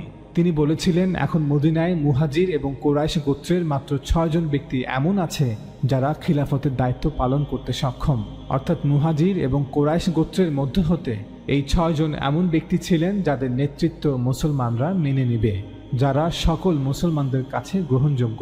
মূলত তারা ছিলেন 6 জন প্রার্থী, খলিফা পদের জন্য যোগ্য 6 জন প্রার্থী। খেলাফত নিয়ে যদি কোনো মতবিরোধ হয়ে থাকে তবে তা এই 6 জনের মধ্যেই হবে, কারণ কুরাইশ গোত্রের মধ্যে এমন আর কেউ নেই যারা সকল মুসলমানদের নিকট এই 6 জনের মতো গ্রহণযোগ্য। এই 6 জন ছিলেন আব্দুর রহমান ইবনে আউফ রাদিয়াল্লাহু তাআলা আনহু, ওসমান ইবনে আফফান রাদিয়াল্লাহু তাআলা আনহু, আলী ইবনে আবি তালিব রাদিয়াল্লাহু তাআলা আনহু, সাদ ইবনে আবি ওয়াক্কাস রাদিয়াল্লাহু তাআলা আনহু, তালহা ইবনে উবাইদিল্লাহ রাদিয়াল্লাহু তাআলা আনহু, জুবাইর ইবনুল আওয়াম রাদিয়াল্লাহু তাআলা আনহু। ওমর রাদিয়াল্লাহু তাআলা আনহু এই 6 জনের সমন্বয়ে একটি সূরা গঠন করেননি। তিনি বলেছেন, তোমরা এই 6 জন বসে সিদ্ধান্ত নাও যে তোমাদের মধ্যে কে খলিফা হবে। তারাই ছিলেন সকল মুসলমানদের প্রতিনিধি। তোমরা যার বিষয়ে সিদ্ধান্ত নিবে সকল মুসলমান তাকেই খলিফা হিসেবে মেনে নিবে। উদাহরণস্বরূপ, ধরুন যদি বাংলাদেশের সকল রাজনৈতিক দলগুলো একত্রে মিলে একটি জাতীয় সরকার গঠন করতে চায় এবং সকল রাজনৈতিক দলগুলোর পরামর্শ সাপেক্ষে এই নতুন জাতীয় সরকারের প্রধান হিসেবে জনাব এক্সকে নির্বাচন করা হয়, তবে ধরে নেওয়া হবে যে বাংলাদেশের সকল মানুষ এই সিদ্ধান্তের প্রতি সম্মতি প্রদান করেছে, কারণ বাংলাদেশের এই রাজনৈতিক দলগুলোই বাংলাদেশের সকল মানুষের প্রতিনিধিত্ব করে। আর জাতীয় সরকারের প্রধান কে হবে এই বিষয়ে বাংলাদেশে যদি কোনো মতবিরোধ হয়ে থাকে তবে তা এই রাজনৈতিক দলগুলোর মধ্যেই হবে।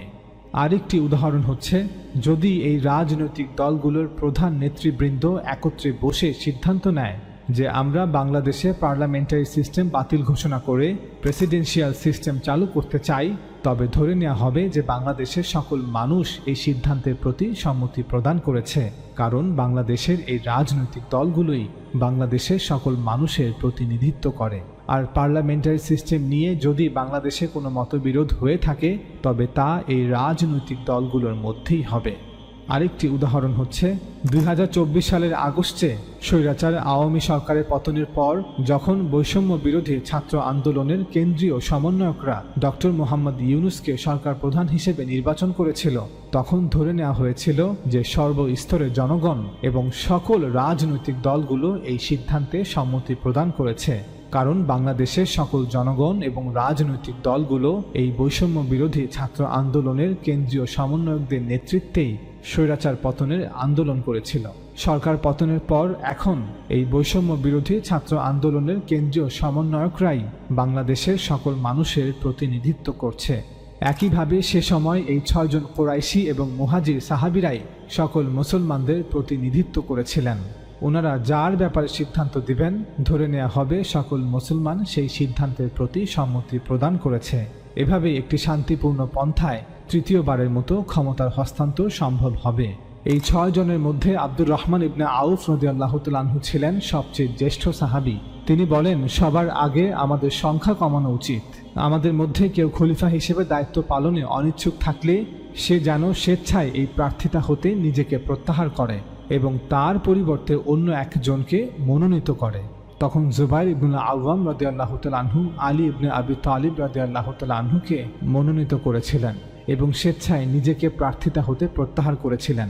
তালহা ইবনে উবাইদিল্লাহ রাদিয়াল্লাহু তাআলা আনহু ওসমান ইবনে আফফান রাদিয়াল্লাহু তাআলা আনহুকে নির্বাচন করে স্বেচ্ছায় নিজেকে প্রত্যাহার করেন। সাদ ইবনে আবি ওয়াক্কাস রাদিয়াল্লাহু তাআলা আনহু আব্দুর রহমান ইবনে আউফ রাদিয়াল্লাহু তাআলা আনহুকে মনোনীত করে স্বেচ্ছায় নিজেকে প্রত্যাহার করেন। 3 জন প্রার্থী নিজেদের স্বেচ্ছায় প্রত্যাহার করার পর বাকি 3 জন প্রার্থী ছিলেন আলী ইবনে আবি তালিব রাদিয়াল্লাহু তাআলা আনহু, ওসমান ইবনে আফফান রাদিয়াল্লাহু তাআলা আনহু এবং আব্দুর রহমান ইবনে আউফ রাদিয়াল্লাহু তাআলা আনহু। এই পরিস্থিতিতে আব্দুর রহমান ইবনে আউফ রাদিয়াল্লাহু তাআলা আনহু বলেন, আমিও খলিফা হতে চাই না। অতএব তোমাদের 2 জনের মধ্যে কে অন্যের জন্য নিজেকে প্রত্যাহার করবে, যাতে করে একজনকে খলিফা হিসেবে নির্বাচন করা যায়। তখন আলী ইবনে আবি তালিব রাদিয়াল্লাহু তাআলা আনহু এবং ওসমান ইবনে আফফান রাদিয়াল্লাহু তাআলা আনহু দুজনই নিশ্চুপ ছিলেন। এ থেকে স্পষ্ট হয়ে যায় যে তাদের উভয়ই খলিফা হতে আগ্রহী ছিলেন, আর এমনটা মোটেও দোষণীয় কিছু নয়। তারা দুজন নিজেদের যোগ্য মনে করেছিলেন এবং তারা মনে করেছিলেন যে মুসলিম উম্মাহকে তারা কল্যাণ পৌঁছাতে পারবেন। যদি কেউ নিজেকে যোগ্য মনে করে এবং মনে করে যে সে এই খেদমত করতে পারবে, তবে সে নিজেকে পেশ করুক। ইসলাম এতে কোনো আপত্তি করেনি। অনেকেই বলেন যে না, ইসলাম এতে আপত্তি করেছে। এজন্য তারা বুখারী একটি হাদিস উল্লেখ করেন যে নবী সাল্লাল্লাহু আলাইহি ওয়াসাল্লাম বলেছেন, হে আব্দুর রহমান ইবনু সামুরা, তুমি কখনো নেতৃত্ব চেও না, কারণ চাওয়ার পর যদি তোমাকে তা দেয়া হয় তবে তার দায়িত্ব তোমার উপরই বর্তাবে, আর যদি চাওয়া ছাড়াই তা তোমাকে দেয়া হয় তবে এক্ষেত্রে তোমাকে সাহায্য করা হবে, অর্থাৎ আল্লাহ তাআলা তোমাকে সেই কাজে সাহায্য করবেন। অনেকেই বলেন এই হাদিস থেকে প্রমাণিত হয় যে নেতৃত্বের প্রত্যাশা করা ইসলামে নিষেধ করা হয়েছে। আমরা বলবো এটি একটি ভুল ব্যাখ্যা। মূলত ইসলামে অপছন্দনীয় বিষয় হলো যখন কোনো ব্যক্তি বা কোনো দল নেতৃত্বের জন্য লোভী হয়ে পড়ে। আল্লাহ রসুল সাল্লাল্লাহু আলাইহি ওয়াসাল্লাম ক্ষমতা বা নেতৃত্বের জন্য লোভ করতে নিষেধ করেছেন, কিন্তু কোনো ব্যক্তির নেতৃত্ব দেওয়ার যোগ্যতা থাকলে তাকে নেতৃত্বের প্রত্যাশা করতে নিষেধ করেননি। রসুল সাল্লাল্লাহু আলাইহি ওয়াসাল্লাম নেতৃত্ব দেওয়ার ইচ্ছা বা আগ্রহকে অনুৎসাহিত করেননি। আলী ইবনে আবি তালিব রাদিয়াল্লাহু তাআলা আনহু এবং ওসমান ইবনে আফফান রাদিয়াল্লাহু তাআলা আনহু উভয়ই যখন নিশ্চুপ থাকলেন, তখন আব্দুর রহমান ইবনে আউফ রাদিয়াল্লাহু তাআলা আনহু বলেন, আমি নিজেকে স্বেচ্ছায় প্রার্থিতা হতে প্রত্যাহার করে নিচ্ছি যদি তোমরা দুজন আমাকে ফায়সাল হিসেবে মেনে নাও। তোমরা দুজন আমাকে এখতিয়ার দাও এবং আমাকে বিশ্বাস করো। আমি তোমাদের আল্লাহর কসম দিয়ে প্রতিশ্রুতি দিচ্ছি যে আমি তোমাদের দুজনের মধ্যে সবচেয়ে যোগ্য ব্যক্তিকে বেছে নেওয়ার জন্য আমার সর্বোচ্চ চেষ্টা করব। তখন ওসমান এবং আলী রাদিয়াল্লাহু তাআলা আনহুম উভয়ই তাকে সম্পূর্ণভাবে এখতিয়ার দেন এবং তাকে ফায়সাল হিসেবে মেনে নেন। তখন আব্দুর রহমান ইবনে আউফ রাদিয়াল্লাহু তাআলা আনহু একটি সিদ্ধান্তে পৌঁছানোর জন্য তিনি মদিনার সকল আনসার ও মুহাজির নেতাদের সাথে কথা বলেন। বলা হয় তিনি জ্যেষ্ঠ সাহাবাদের ঘরে ঘরে গিয়ে এই বিষয়ে আলোচনা করেন। ওসমান এবং আলী রাদিয়াল্লাহু তাআলা আনহুম সম্পর্কে তাদের মতামত জানতে চান। ওমর রাদিয়াল্লাহু তাআলা আনহুর মৃত্যুর খবর শুনে গোটা জাজিরা হতে যে সকল সাহাবা এবং প্রতিনিধি দল মদিনায় এসেছিল তিনি তাদের সাথেও এ ব্যাপারে কথা বলেন। এমনকি তিনি মদিনার অনেক নারীদের সাথেও কথা বলেন। অর্থাৎ তিনি একটি যথাযথ সিদ্ধান্তে পৌঁছানোর জন্য মদিনার প্রায় সকল লোকেদের কাছ থেকে পরামর্শ চেয়েছিলেন এবং এজন্য তিনি জনসাধারণের কাছে গিয়েছিলেন। এটা স্পষ্ট যে তিনি চাচ্ছিলেন যাতে তার নেওয়া সিদ্ধান্তে অধিকাংশ মানুষের প্রত্যাশার প্রতিফলন ঘটে। ইতিহাসের কিতাবগুলোতে উল্লেখ আছে যে সে সময় অনেকেই বলেছিলেন আলী রাদিয়াল্লাহু তাআলা আনহু খলিফা হিসেবে বেশি যোগ্য, কিন্তু মদিনার বেশিরভাগ মানুষ ওসমান রাদিয়াল্লাহু তাআলা আনহুর পক্ষে মত দিয়েছিলেন। সে সময় ওসমান রাদিয়াল্লাহু তাআলা আনহুর বয়স ছিল প্রায় ৭০ বছর আর আলী রাদিয়াল্লাহু তাআলা আনহুর বয়স ছিল প্রায় ৪৪ বছর। হয়তো এ কারণেই মদিনার অধিকাংশ মানুষ ওসমান রাদিয়াল্লাহু তাআলা আনহুর পক্ষে মত দিয়েছিলেন। মদিনার সকলের সাথে কথা বলে আব্দুর রহমান ইবনে আউফ রাদিয়াল্লাহু তাআলা আনহু একটি সিদ্ধান্তে পৌঁছান। বুধবার ফজরের নামাজের পর তিনি রাসূলুল্লাহ সাল্লাল্লাহু আলাইহি ওয়াসাল্লামের একটি পাগড়ি পরিধান করে মিম্বরে উঠে দাঁড়ান। তখন সেখানে মদিনার সকল জ্যেষ্ঠ সাহাবারা এবং কয়েকটি প্রদেশের গভর্নররাও উপস্থিত ছিলেন। বলা হয় সে সময় মুয়াবিয়া রাদিয়াল্লাহু তাআলা আনহু উপস্থিত ছিলেন। তিনি প্রথমে মিম্বরে দাঁড়িয়ে খুতবা পাঠ করেন। অতঃপর আলী রাদিয়াল্লাহু তাআলা আনহুকে আহ্বান করে তিনি বলেন, হে আলী, আমি এই বিষয়টি ভালো করে ভেবেছি এবং আমি সকলকে জিজ্ঞাসা করেছি, তাই আমার এই সিদ্ধান্তের বিরুদ্ধে তোমার হৃদয়ে কিছু রাখবে না। অর্থাৎ আলী রাদিয়াল্লাহু তাআলা আনহু যেন এমনটা মনে না করেন যে আব্দুর রহমান ইবনে আউফ রাদিয়াল্লাহু তাআলা আনহু হয়তো নিরপেক্ষভাবে সিদ্ধান্ত দেননি। অতঃপর তিনি ওসমান রাদিয়াল্লাহু তাআলা আনহুকে খলিফা হিসেবে ঘোষণা করেন। আমরা দৃঢ় কণ্ঠে বলতে চাই যে অবশ্যই আলী রাদিয়াল্লাহু তাআলা আনহু আব্দুর রহমান ইবনে আউফ রাদিয়াল্লাহু তাআলা আনহুর এই সিদ্ধান্তের বিরুদ্ধে তার হৃদয়ে কিছু রাখেননি। ওসমান রাদিয়াল্লাহু তাআলা আনহুকে খলিফা হিসেবে ঘোষণা করার পর আলী রাদিয়াল্লাহু তাআলা আনহু সহ সকল সাহাবারা এবং তাবিঈরা ওসমান রাদিয়াল্লাহু তাআলা আনহুর হাতে এক এক করে বায়াত প্রদান করেন। ওসমান রাদিয়াল্লাহু তাআলা আনহু 644 খ্রিস্টাব্দ হতে 656 খ্রিস্টাব্দ পর্যন্ত প্রায় 12 বছর খলিফা হিসেবে দায়িত্ব পালন করেছিলেন। আমরা এই ভিডিওতে প্রমাণ করার চেষ্টা করলাম যে অধিকাংশ মানুষের মতামতকে প্রাধান্য দিয়েই ইসলামের প্রথম 3 খলিফা নির্বাচন বা নির্ধারণ করা হয়েছে। খলিফা নির্ধারণের এই পদ্ধতি কোরআন অনুযায়ী হয়েছিল এবং রাসূল সাল্লাল্লাহু আলাইহি ওয়াসাল্লামের আদেশ বা উপদেশ অনুসরণ করা হয়েছিল। খলিফা নির্ধারণের এই পদ্ধতি মানুষের সরাসরি ভোটের মাধ্যমে সরকার প্রধান নির্বাচনের পদ্ধতির সাথে মোটেও সাংঘর্ষিক নয়।